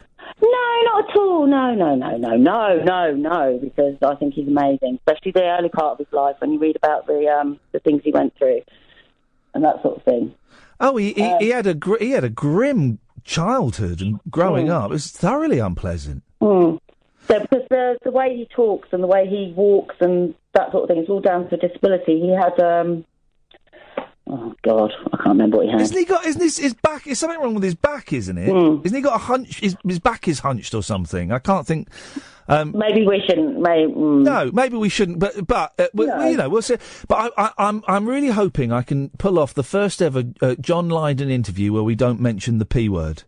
But do you not think that possibly he might want to talk about that because possibly at the moment, well, not possibly again. Sorry, how many times? If he brings it up, then we'll go with it. But because I think at the moment he might be feeling a little bit proud of being the start of punk. But imagine he was in a punk band for what, 2 years, right? Yeah. Well, I didn't rate them, to be honest with you. Well, they did one good album and a couple of good singles, and that's it. But it was more the energy and the movement that the Sex Pistols represented. But he was in a punk band for 2 years. Punk lasted for about 18 months, 2 years, right? I mean, he's got to be 60 now. To constantly be asked questions about something you did 40 years ago. It's the 40th anniversary, 1976, of course. Something you did 40 years ago. Every interview must have been so... John, tell me, what was it like in the Sex Pistols? When you invented punk, John, what was Sid Vicious like? He must have had every interview, must have done that. And wouldn't it be nice? Listen, if he brings it up, beautiful, we'll go there. I might bring it up. I'm still not completely, we'll see how it goes. I might have to bring it up. But I would just think, what a relief to not have to talk about your greatest hit again. You could also ask him, by the way, is it true? Do you know the reason why he quit the jungle? Wasn't it because his wife was poorly or something? Oh. What reason did you hear? I thought it was because he thought he was possibly going to win. Oh. So he left. Oh. That would have changed, if he'd have won that. Who was he in there with? Because I didn't watch it. Was he? He wasn't in there with... Katie Price, I think, because I just remember him. Peter Andre. Right. Oh, okay. Wouldn't the world in an alternative universe, John? She's gone. In an alternative universe, John Lydon won I'm a Celebrity, and he's now Sir John Lydon. You know that, don't you? Jonathan, stay there. I'll come to you in a bit. 0844 499 1000. This is Talk Radio. The radio show for people who know the best part of the day is the night. Late night Iain Lee on Talk Radio. We have ways of making you talk. Lots of people today on Twitter who don't know me and don't listen to the show were telling me how to do the show. Did you see this? Telling me how to do my show. A show which, A, I think I'm doing all right with. And B, they don't even listen to. So how would they know what isn't being done and what is being done? And I engaged in conversation with one of them, partly because I was interested to see. I knew that they would start telling me what to do, and I was interested to see how quickly it would be before they started telling me what to do, and it was quick. And the reason was, outside of the phone call, some of my you dear listeners, as new callers, you have lives outside of the phone calls to this, and when you phone this radio show, it's like a 5-minute little window into your life.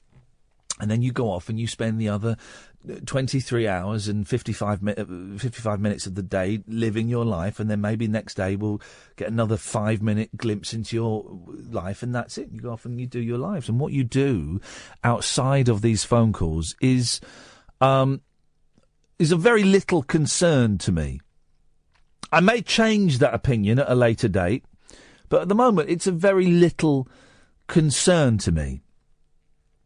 And some people were very angry that I allow, let's be generous and say certain callers to ring my show, when in the other 23 hours and 55 minutes of their day, they're doing stuff that's unpleasant or obnoxious or threatening or whatever.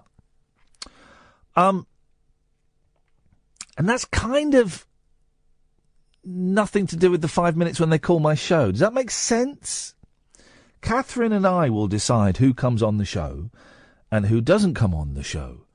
And, you know, those lists may change and swap over and all kinds of things. But what people get up to outside of this show when they phone in, it's not really of any concern of mine. So with that in mind, I say, hello, Jonathan. Hello, Ian. What kind of cake? Chocolate. There we go!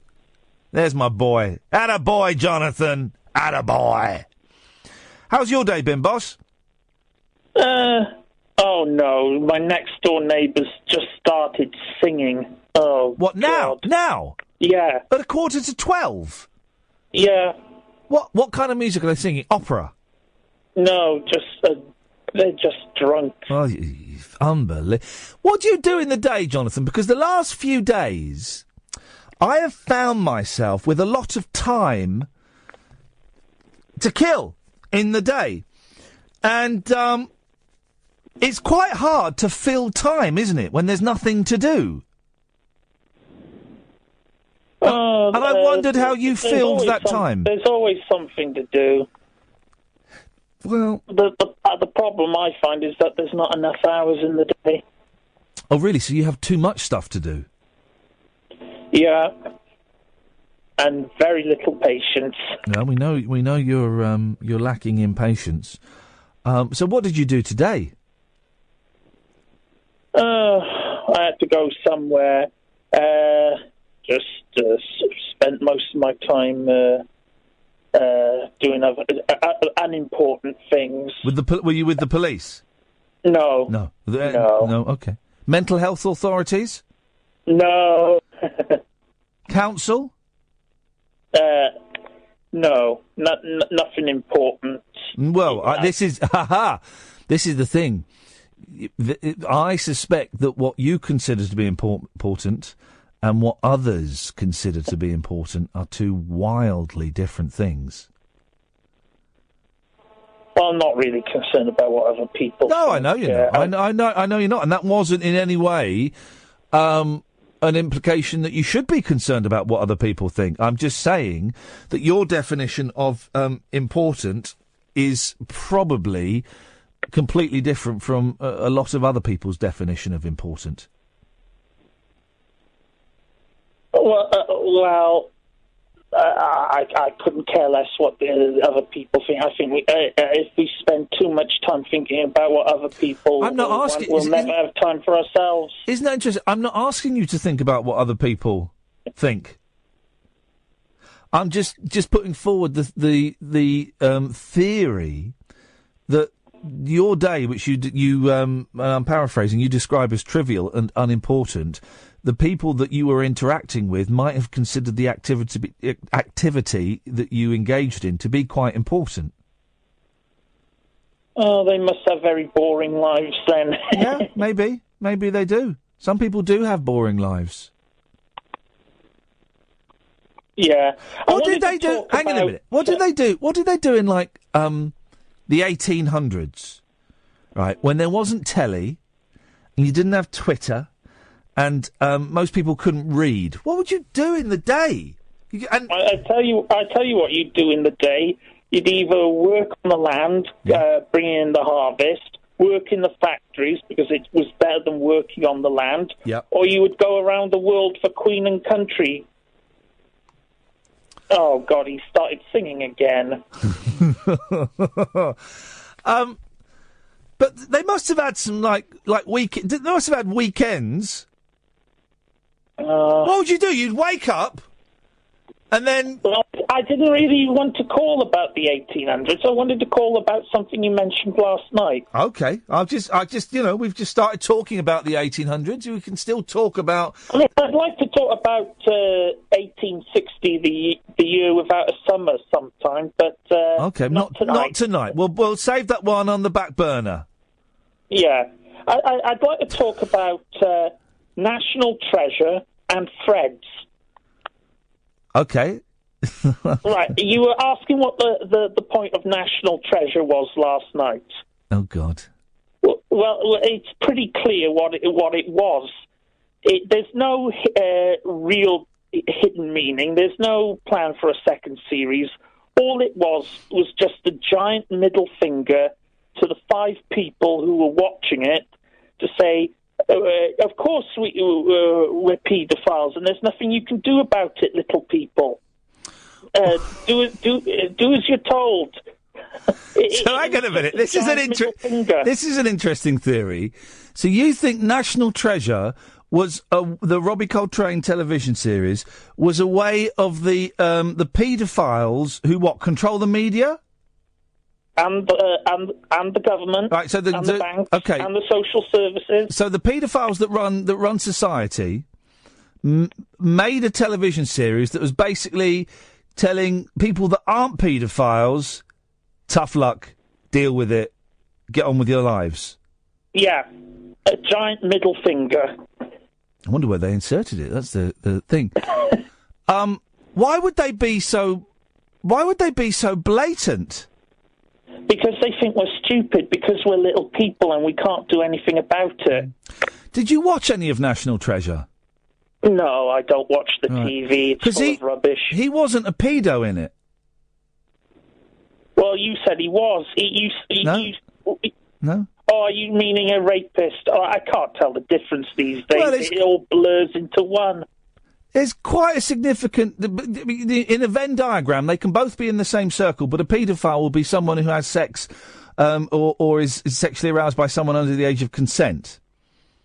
And he wasn't. He was having sex, forced sex, with women over the age of consent. Young women over the age of consent. So... Well, whatever the quibbling, it was still a giant middle finger. Okay, okay. Wow, God, that's a real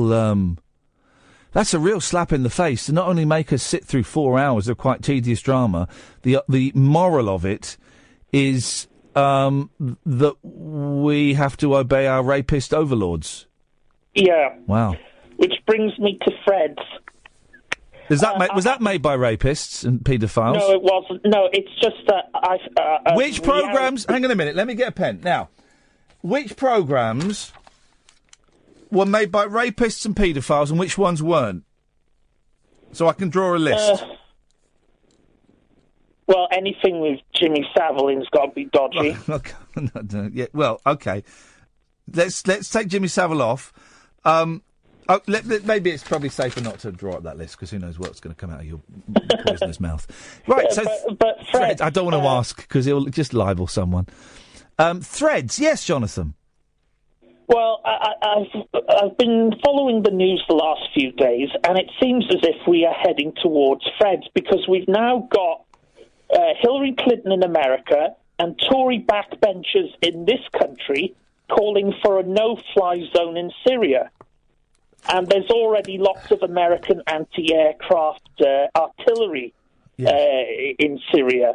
And it only takes one of those artillery shells to shoot down a Russian plane. Yes. And next thing you know, we're on the road to nuclear war. Yeah.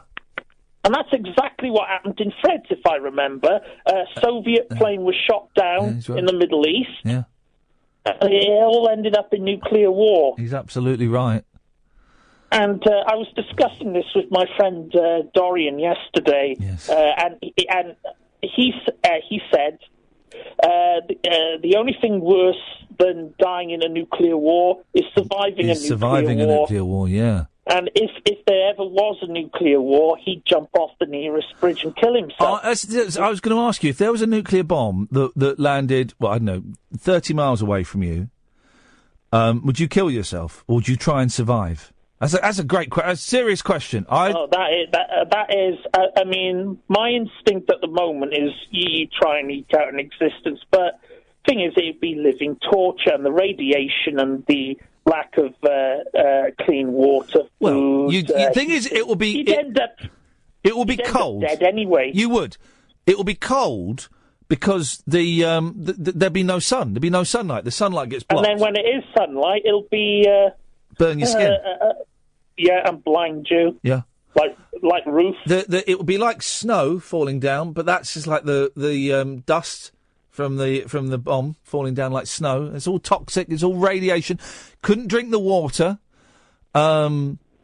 You would have sex gangs roaming the street. There'd be violence. There'd be anarchy. I would have I think I'd have a go at survival, though. Well, so would I, but I wish we wouldn't get to that situation. Oh God! Can I just stress, if anyone was, I was not in any way saying that. I don't want to imply that I'm looking forward to a nuclear war. I'm not. I really, like Jonathan. No. And these politicians in Britain and America that are calling for a no-fly, they are. I cannot believe that we are led by such mad people. No, well, they're all. I mean, if it were me, I would. And someone proposed that to me, and I was PM. I'd go, "Are you crazy?" What would you say? Yeah, I'd sack them. What would you say? I'd sack. Right, I'm going to propose it to you, Prime Minister. I think we should have a no-fly zone over Syria. Are you mad?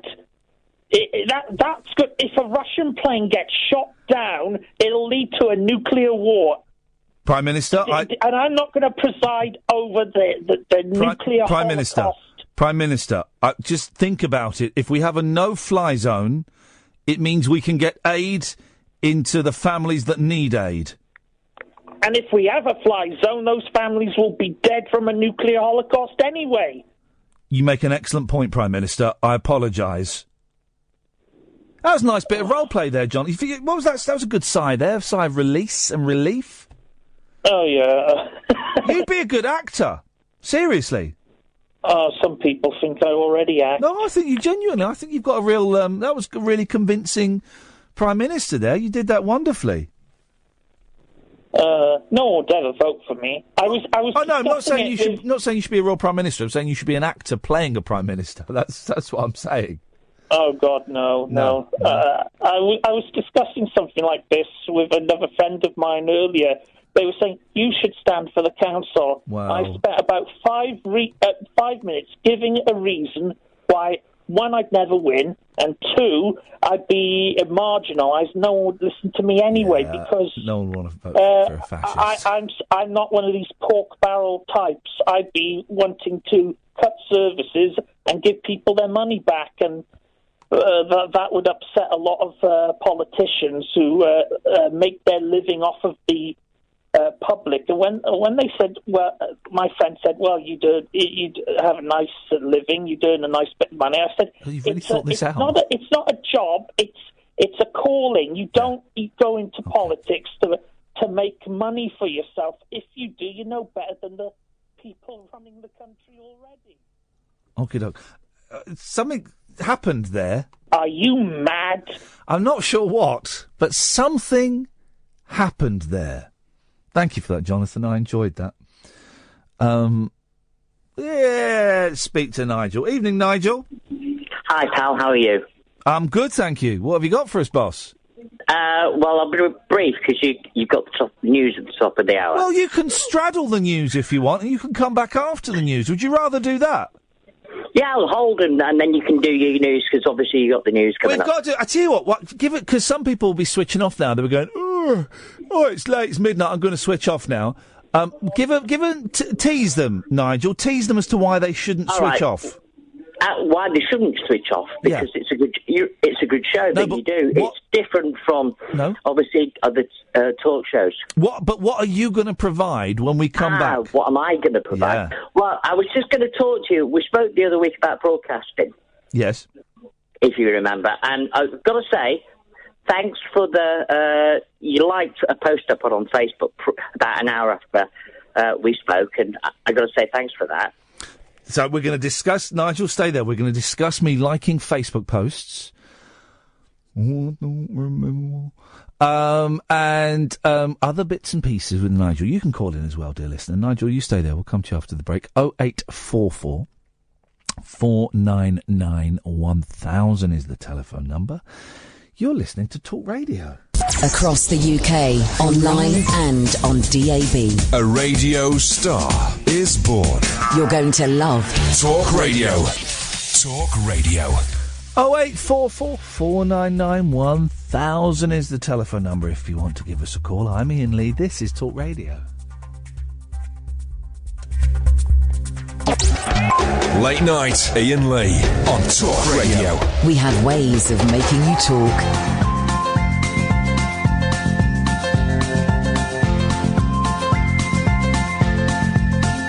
There's a voice that keeps on calling me down the road. That's where I'll always be. Every stop I make a new friend. Can't stay for long, just turn around and I'm gone again. Maybe tomorrow I'll wanna settle down. Until tomorrow I'll just keep moving on down this road that never seems to end. When new adventure lies just around the bend. So if you wanna join me for a while, just grab your hat, come travel light, that's old style. Maybe tomorrow I'll wanna settle down. Until tomorrow, the whole world is my home. So if you wanna join me for a while, just grab your hat, come travel light, that's old style. Maybe tomorrow I'll wanna settle down. Until tomorrow I'll just keep moving on.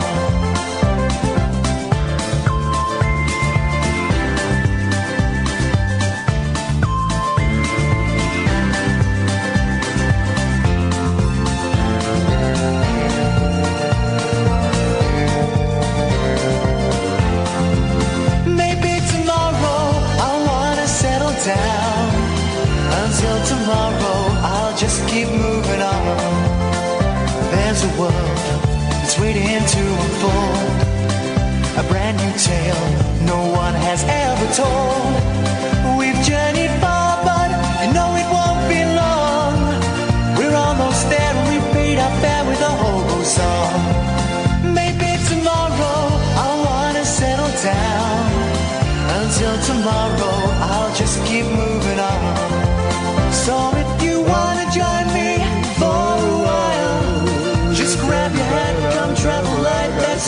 sky. Maybe tomorrow I'll find what I call home. Until tomorrow, you know I'm free to roll. 08444991000 is the telephone number if you want to give us a call. Yes, Nigel. Hello there. I don't remember liking a Facebook post. Well, somebody did. Well, if I did, if I did, I would have liked it. But I don't remember what it was I liked. All right, okay. Another point. I liked it, and that's the way it is.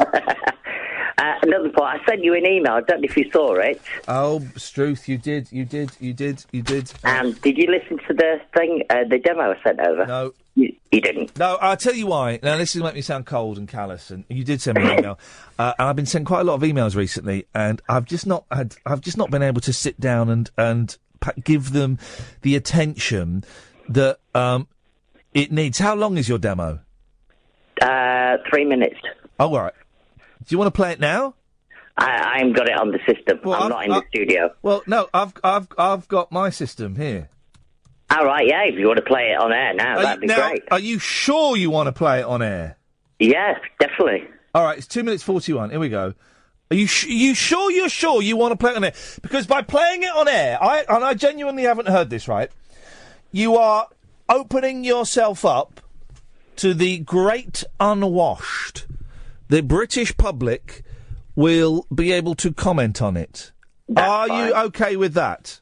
I'm good with that. 08444991000. We are about to hear Nigel's taster tape. It goes a little something like this. Nigel James, presenter demo. Starting us off tonight, a great song, Can't Fight the Moonlight, Leanne. Hang on a minute, who's that? Who's what? Who was that talking? Oh, what, at the beginning? No, in the DJ voice. That's me. That is... No. That's me. No. That's No. me. No. Yes, it is. No. Yes, it is. No. Yes, it is. No. Honestly, it is. That is not your voice. Did you hear that? Me. No. Honestly, that's me. No. That is me, honestly. That is me live on air. That is me, honestly.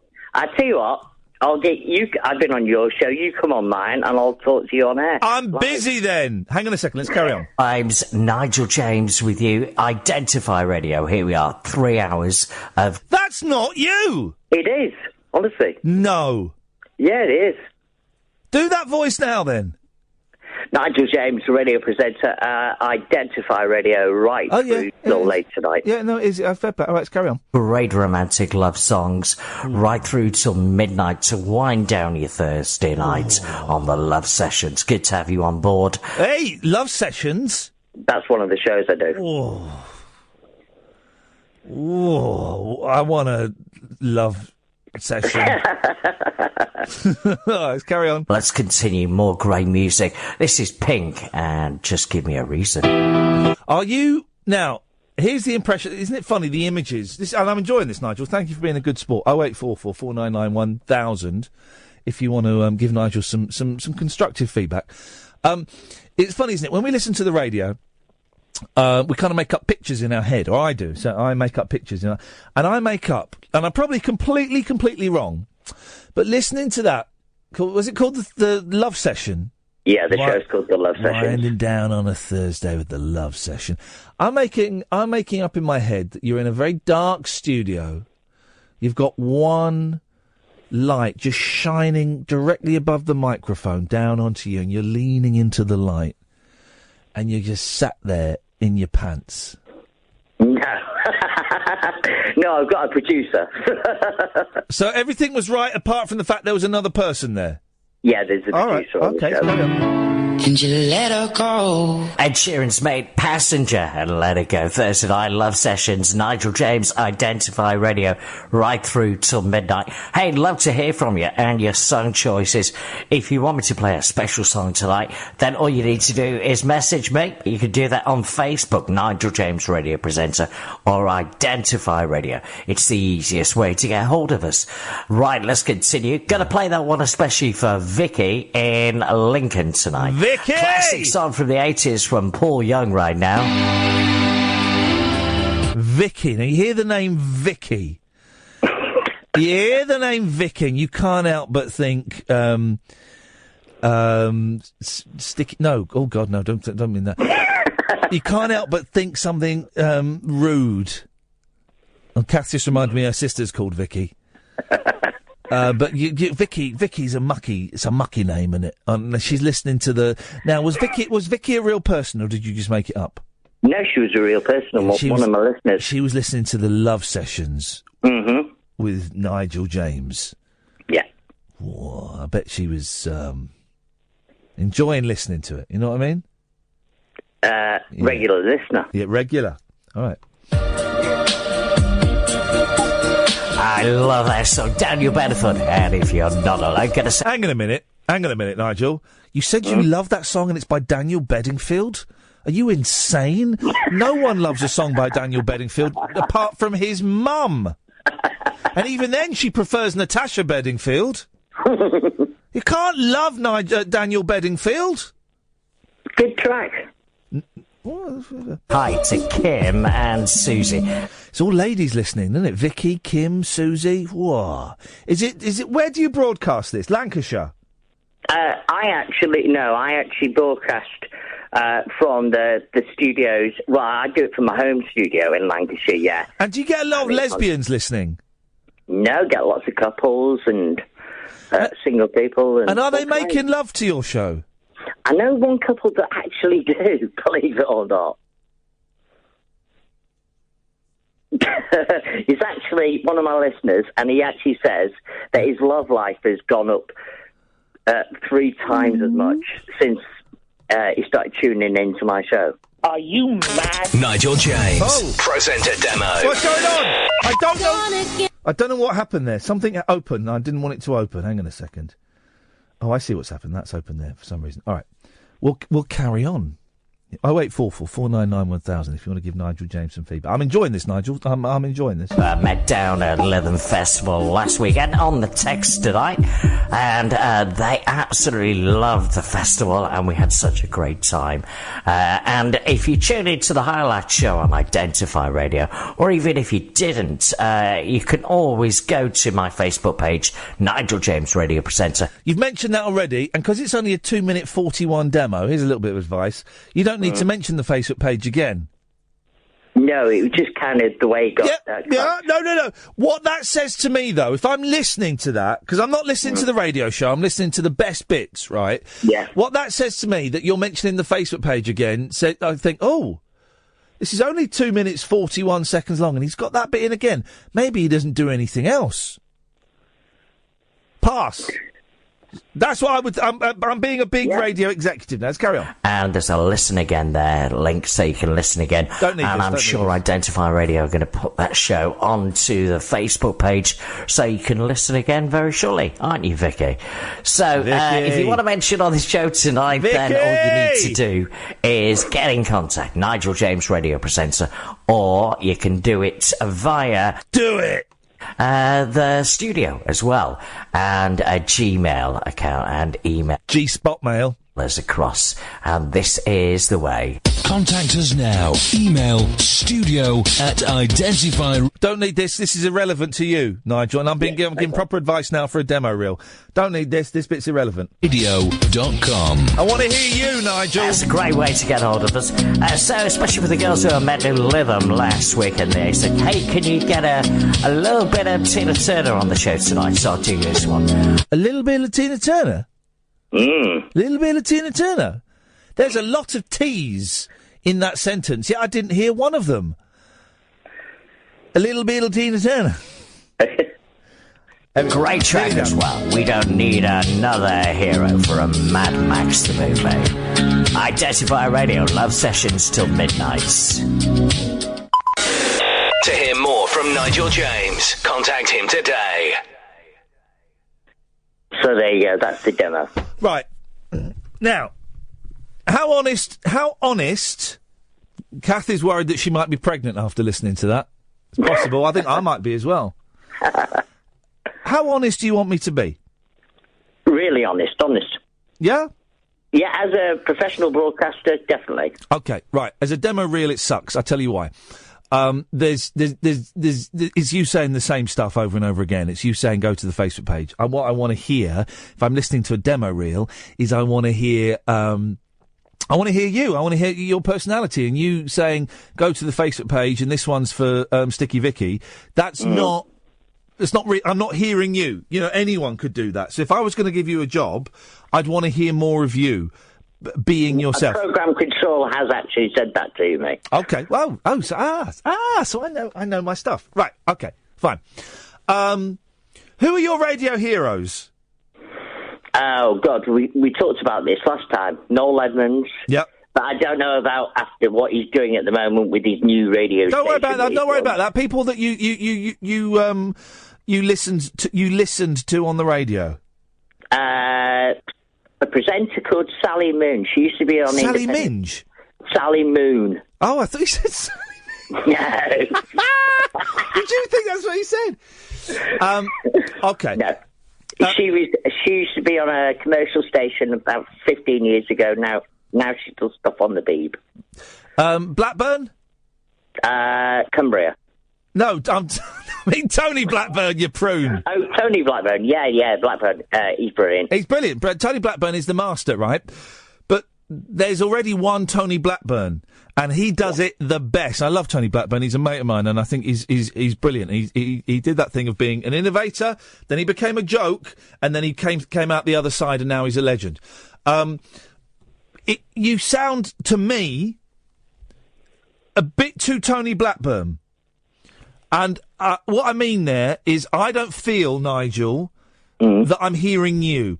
I feel that I'm hearing you. And I tell you what we'll do. Kath and Ed, we'll do a break in a minute. Come in.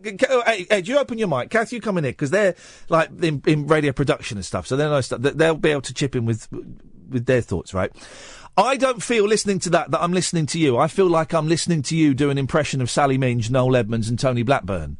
I don't feel that I am hearing, and I could be completely wrong, I don't feel that I'm hearing your own style. Also, I don't really listen to music radio, and I'm an old man, so I don't, I don't know what music radio sounds like today. I imagine that is perhaps would be considered a little bit 80s, but then there is a big market for nostalgia radio and 80s stations and things like that, so that's not necessarily a bad thing. Would I hire you, Nigel? No, I wouldn't. Being completely blunt, and you've asked me to be honest, and there's no point in me lying to you. Fine. Let's Ed. Tell you what, let's hear Ed's. Then we're going to have a quick break, and then Catherine will come in with her two. If you're okay doing this, Nigel, if you would rather not, then we don't have to, because I don't want to embarrass you I don't want to upset you. No, I want feedback. Brilliant. You've already doing well then with that answer. Ed, what do you reckon? Be honest. I think the big thing for me, and it's reiterating Ian's point here a little bit, I don't get any personality out of that. Yep. It's just that was a song and here's a song. You know, if you with a show reel, you're selling yourself. Are you doing an impression of Nigel? No. You sat. Oh, it's because you're bunged up with a cold, isn't it? I've got a cold. He's got a terrible cold. Go on, carry on. Sorry, Ed. You're not selling yourself in that. You're selling what, to be honest, a computer could do by playing an X song. You need to put more of yourself into it. You know, share an anecdote. You know, share something of you with your audience and with your people that are listening to the show reel. Would I hire you? Probably, if you gave me a second show reel, with a bit more personality, I might consider it. But based on that, I would have given up after 30 seconds and deleted. Go on, we'll be late. We'll be late. Thank you, Ed. We'll be late for the break. Kath, go on. What would you say? I think the really. And Kath, I've left Kath till last because she's the Simon Cowell, in as much as her trousers are up round her boobs, and also she's miserable. I'm not wearing any trousers. Nigel, I think the really telling thing was in the first sort of 30 seconds of your conversation with Ian, he didn't believe that was your voice, because it's not your voice. Your voice is good enough. And that's the main thing you need to believe. Your voice is good enough, and you being yourself is good enough. So, like that bit where you mentioned that you met some girls who wanted a bit of Tina Turner, I wanted to know the scenario in which you met the girls, and what you were doing in Lytham and stuff like that. Just explore that a little bit. Unless you're under pressure at that particular radio station to go from. There are some places where personality is frowned upon, and you go from track to track, and you get 16 seconds to do the thing, and maybe that's the setup there. But otherwise, I want to hear you, you know, and just believe in yourself a bit. You don't have to try and be Nigel the presenter. And I'm saying this as someone who did it. I did it myself. I was a presenter on local radio for a long time, and I started very young, and I listened back to my early things, and I was flipping awful. But you know what? You learn all the time, and it's about confidence, and it's about believing that actually what you're saying is good enough. But it's not, you know. And you sound like a nice fella. Yeah, that's exactly. the main thing. You come across as a nice bloke. I could imagine, you know, if I was trying to get it on with a hot mama on a Thursday night, I'd listen. You know, I could listen to that in the background. You know, it's not terrible. Not my cup of tea, but very, very little is these days. This is the main tip I would say to you, Nigel. You're good enough. Relax, and let's have a bit more Nigel and a bit less all those other influences. All right then. Well, I'm going back into studio to cut a new demo next month. Yeah. So can I send you the new demo? And you can send it. When you're in there, imagine you're talking to us. Okay, cool. Thank you, Nigel. You're a good sport for that, and I hope we've not left you too battered.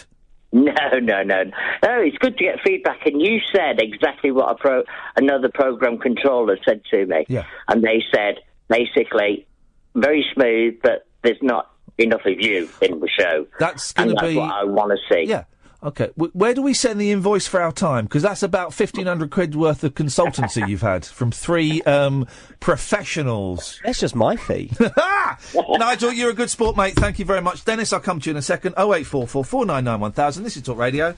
Unmissable late-night radio with the original king of unconventional conversation. Make contact with Iain. Late Night Iain Lee on Talk Radio. We'll get you talking. Oh, dear. Really tired. But onwards and upwards. We're here to serve, Iain. We are don't want to know about your tiredness. To serve, as a wise man once said.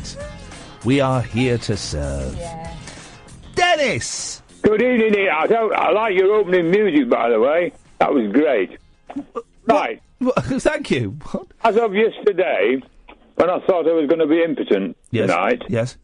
I'm still potent, but unfortunately making love is like playing snooker with a rope. However, the quack, I got on to him this morning, he didn't know why the hell he was going to ring me. Oh. He'd lost all contact with the nurse. Right. So it turns out everything's all right. So hang on a minute. God, are you dying or not? No! Oh, well, I mean, we're all dying, aren't we? And Dennis quicker than most, but it seems nothing can touch this man. Apart from the nurses. Yes. From the day you're born. Yes. Yeah. So you worried you might have ball cancer? No. And you haven't? No, I haven't. No. So the doctor phoned you up and he said, I don't know why I'm phoning you. Yes. The nurse had put... She read all the results. The only thing she didn't touch on was prostate cancer. Yes. Well, that's why she's holding off. Yeah. She said, I've asked the doctor to ring you between 8 and 12 today. Anyway, I was up very early, so I rang them by 8 o'clock and said, look, don't hang around. I'm not going to get in the shower and then you bloody well ring me. Yes. So he said, well, I don't know why I'm ringing in the first place. Oh. Well, that's bloody good. I've been sweating all night. Yeah. And now he doesn't know what he's on about. But anyway, he said no. Oh, well, that's good news, but it means I'm probably another tenner down, which is unfortunate. Well, he said, well, if you'd like to come in, he said, I'll tell you again. I said, listen, I'm not in the fickle finger of fate anymore. Okie dokie. We keep imagining that going up your Jacksy. Well, Dennis, that's brilliant news, mate. Well done. Anyway, as I say, I like your opening music. It's a great show you've got here. Yeah, and you're a silly old sausage, but we love you. Oh, I know, but that's life, isn't it, eh? Take care, Den. I say all the same. Bye-bye. Ta-ta. He started telling me all those stories on the phone earlier on, and I called him and said, oh, Grandad, I don't want... Oh. I didn't want to hear his information. So, as always, 0844 499 1000. We call you back. As always, quite often you'll see a headline on particularly online now, clickbait. Yeah. Where the headline, you go, oh, that's ridiculous. Then when you get the story, you go, oh, no, yeah, fair play, that makes sense. And the headline the other day that my friend tweeted, it was a glum face. It was, Glenn sent me a glum face picture. They're here. Old couple upset after being on coach too long during a coach trip. Right. And you kind of think, oh, that's stupid. And then you read the story. Actually, it makes sense, but it sounds awful. Go on. Highlands holiday turned into coach trip from hell. Oh, dear. Couple forced to spend 60 hours in bus on £700 trip to Scotland. 700 quid? On the coach. God, they're playing for half that. Well, if that coach is full, and obviously it's 5 days from Sutton Coldfield up to Skye, so there's ferries and things, and I would imagine hotels. But petrol, it's going to work, if the coach is full, that's going to work out about £5 a person. Petrol, isn't it? And a coach. All them people. Let's read more. So I'm a bit sniffling. I better not be getting this cold. Their trip promised the chance to explore the Highlands. Have you been to the Highlands? Don't know. I went to that. I went to Edinburgh. That's not the Highlands. No, and then I went to that. I went to Tobermory. Is that the Highlands? I don't know. Don't think so. You have to go further up. Yeah, I'd like to. But the thing is, you couldn't do it like after the show on a Friday. No. Drive up to the Highlands because it's like a 10-hour drive. You have to go on the coach. It costs £700. Well, but I'd like to go up and do it. I'd like to do it now. What? When it's not now, but in October, November, when it's wet and drizzly. I'd like to do that. That's when I'd like to see it. Yeah. Grey. I like grey. People go, oh, weather's... I love it when it's grey and damp. That, to me, is perfect weather. Well, that's my childhood trips to the Lake District. In fact, one fairly recent trip to the Lake District was like that. It was proper, like, autumnal weather. Beautiful. Damp. You had your cagoule on the whole time. Yeah. You were soaked wet through. The waterproofing failed. Your boots were sodden. It was brilliant. Then you get to your B&B or your hotel and you strip off. You have a hot bath. You sit in your pants watching telly. Boom. That, to me, is the perfect... I also had a cheese board. Where? In the Lake District? Yeah. Oh, don't tell me about that. It's irrelevant to this conversation. No, but I mean, you're saying strip off to your pants, put the telly on, get the cheese out. Well... Don't be childish. We all know what kind of cheese I'm talking about.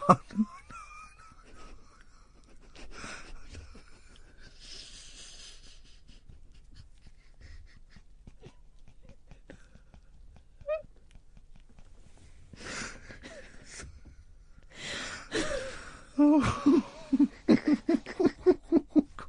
I think I'm having a heart attack. Do you get when you have a heart attack? Is it in your shoulder? I don't know. I've never had one, and nor have you. Okay.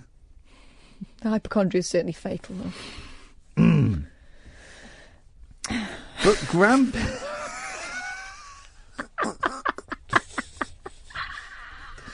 oh, Struth. No. I had to go back to the shop for extra chutney. Oh, for Christ. I did? Chutney. Lovely. Oh, God. Cheese and chutney. I tell you what, let's take a break, shall we? Let's be sensible. Late Night Iain Lee. Unfiltered Night Talk with the original king of unconventional conversation on Talk Radio. We have ways of making you talk. Their trip promised the chance to explore the Highlands' breathtaking variety of landscapes.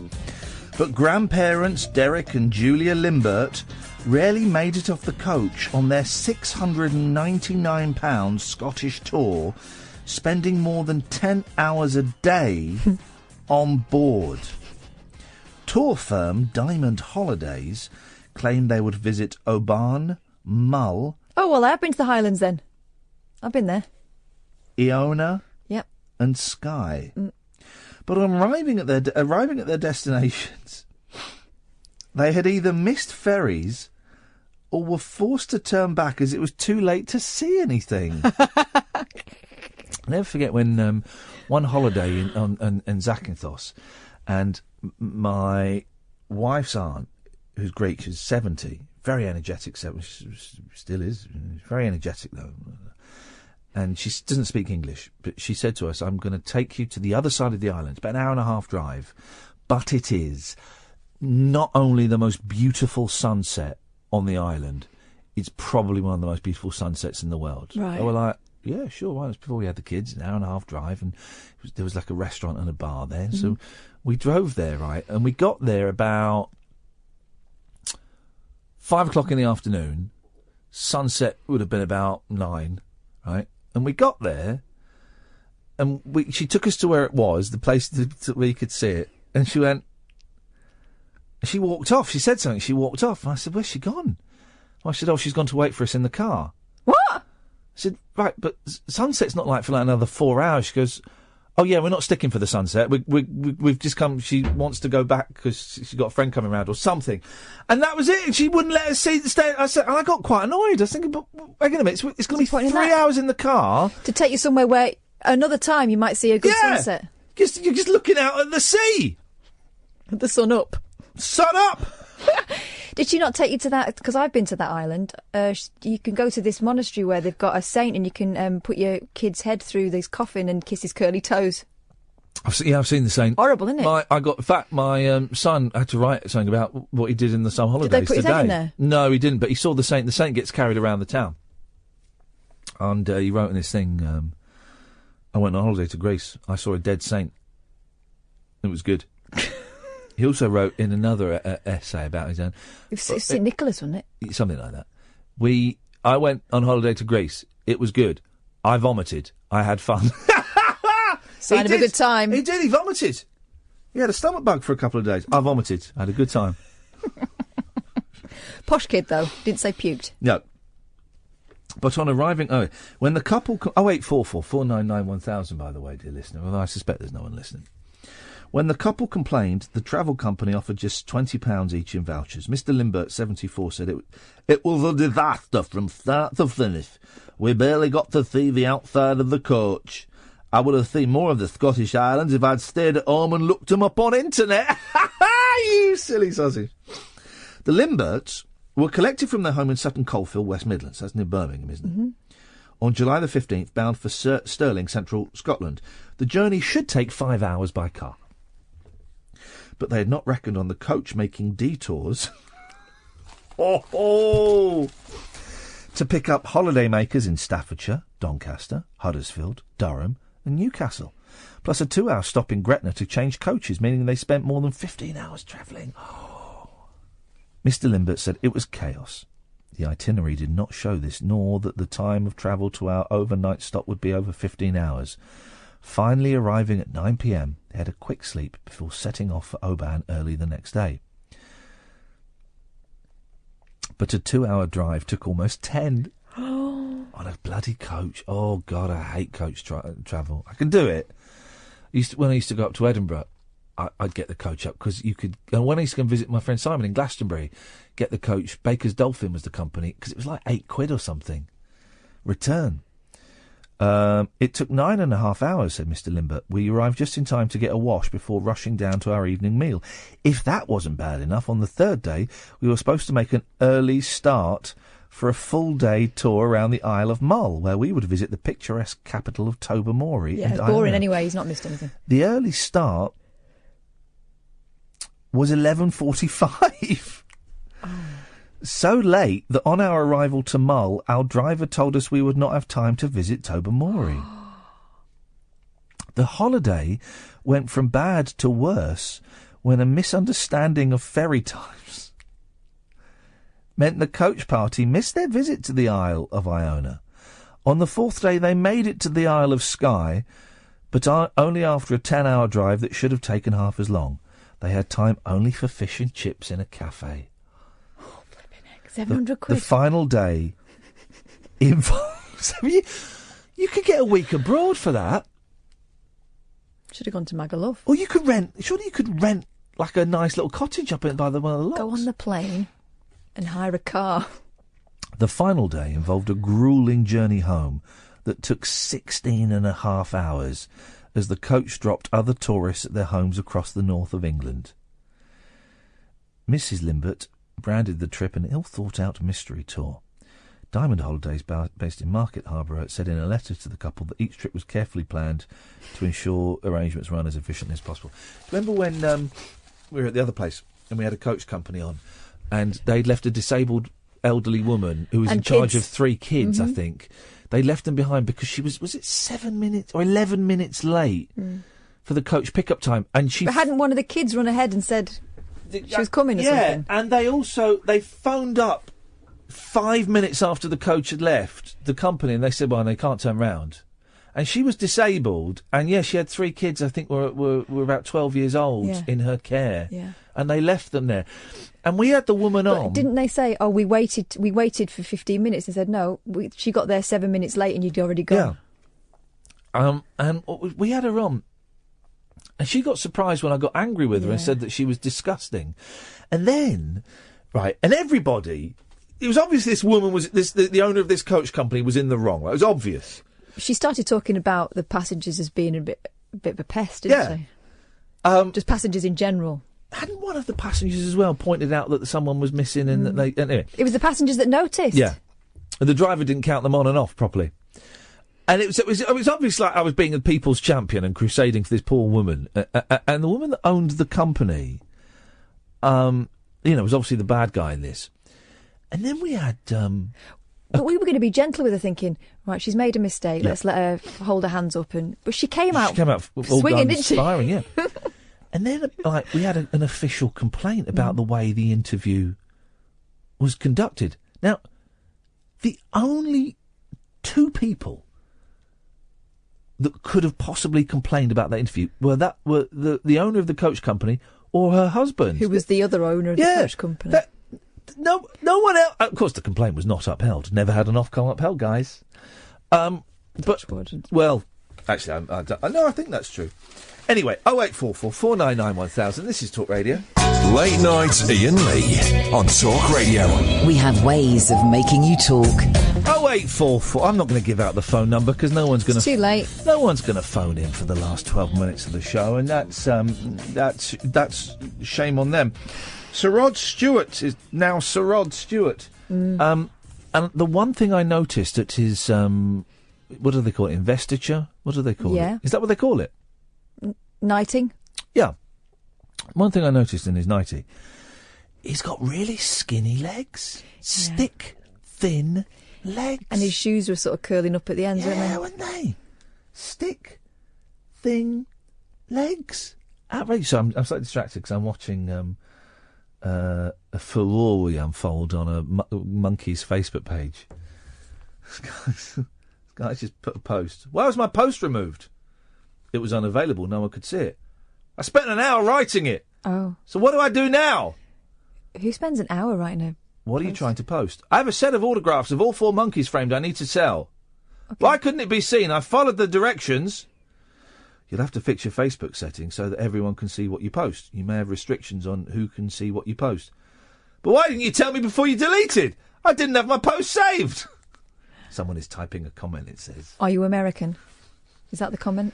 Dennis, there was nothing there. Nothing at all. And I don't know how to change my Facebook settings. It's a shame, isn't it?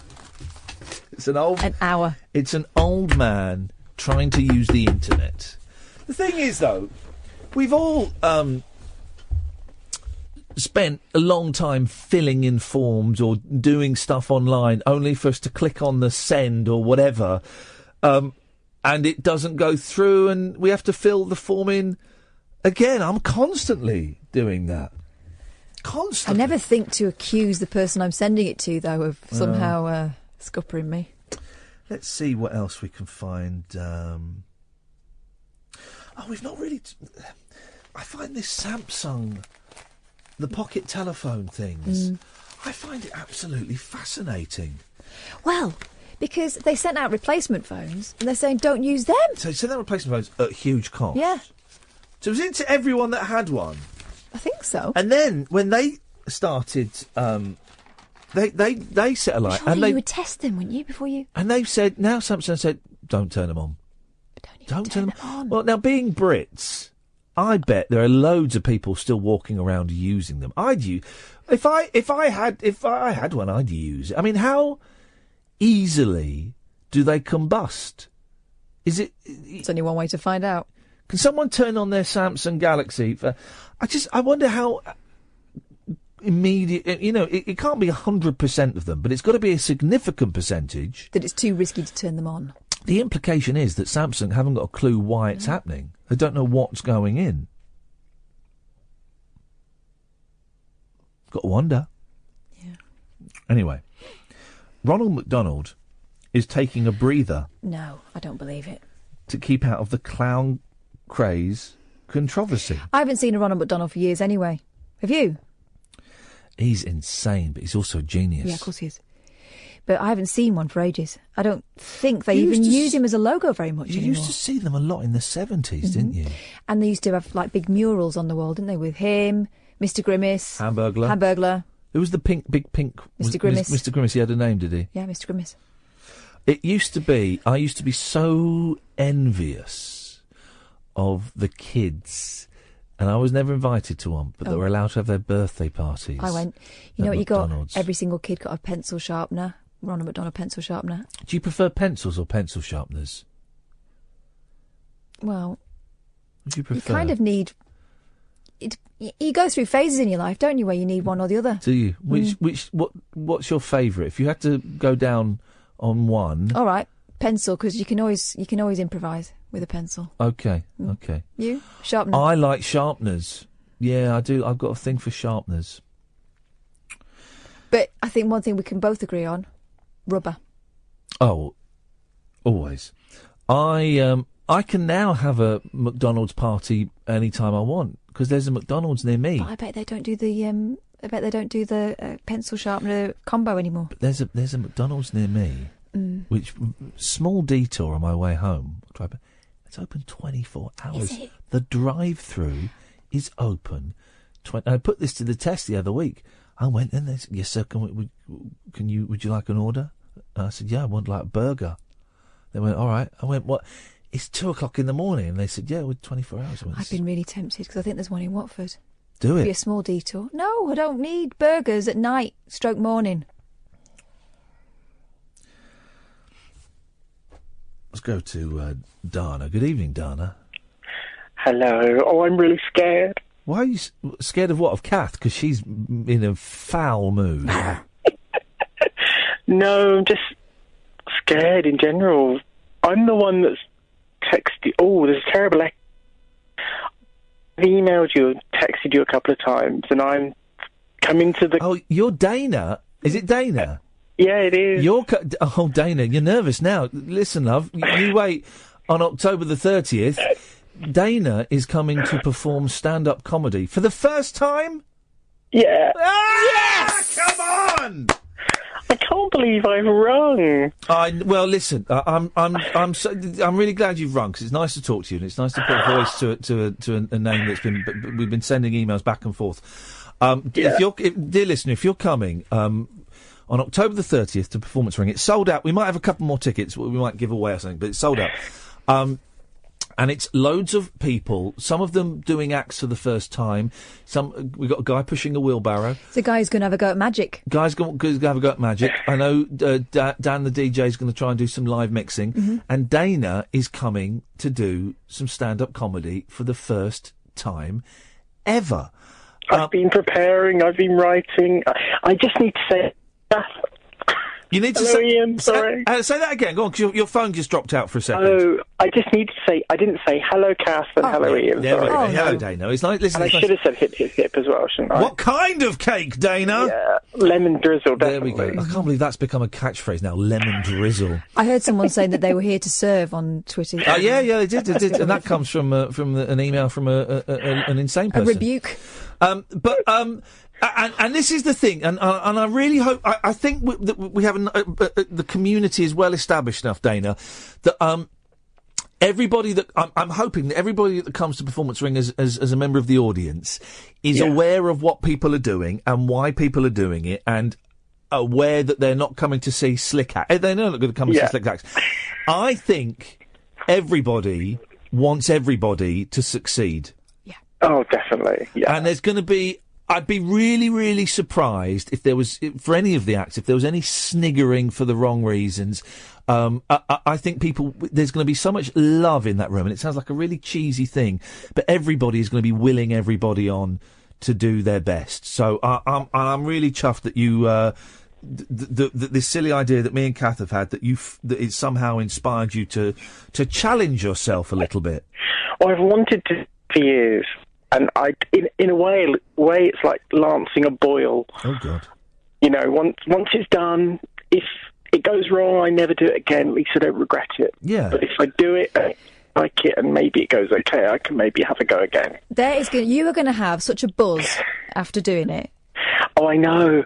And the thing is, I've actually, because I'm looking for work at the moment, but I've been doing some extra work, and I've just finished a couple of days on a film, and it was great.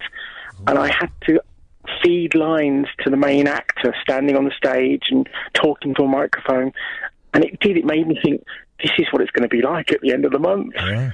Was there anyone famous in the film? The one I've just done, I've done a couple of films in the last few weeks. The one I've just done had a woman from Game of Thrones and a bloke who's currently in Emmerdale. Oh, yes! But I don't watch those. No, I don't either, so I don't know. At the weekend I did one, and there was a guy in EastEnders, and, you know, it's just unpaid extra work, but I'm really enjoying it.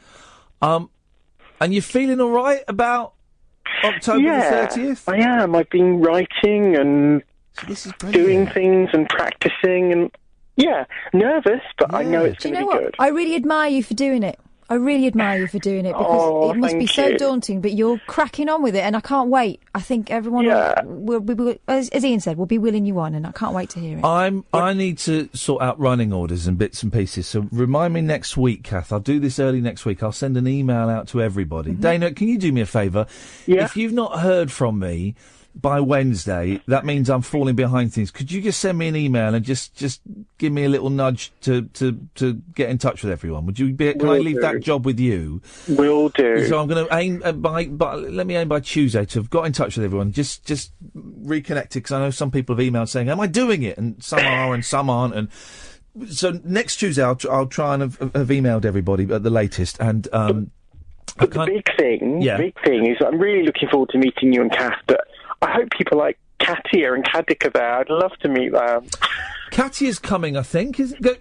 When's I have a crush on Katia. We've all got a crush on Katia. That voice. Is Katia performing at that one or the Christmas one? Can't remember which one.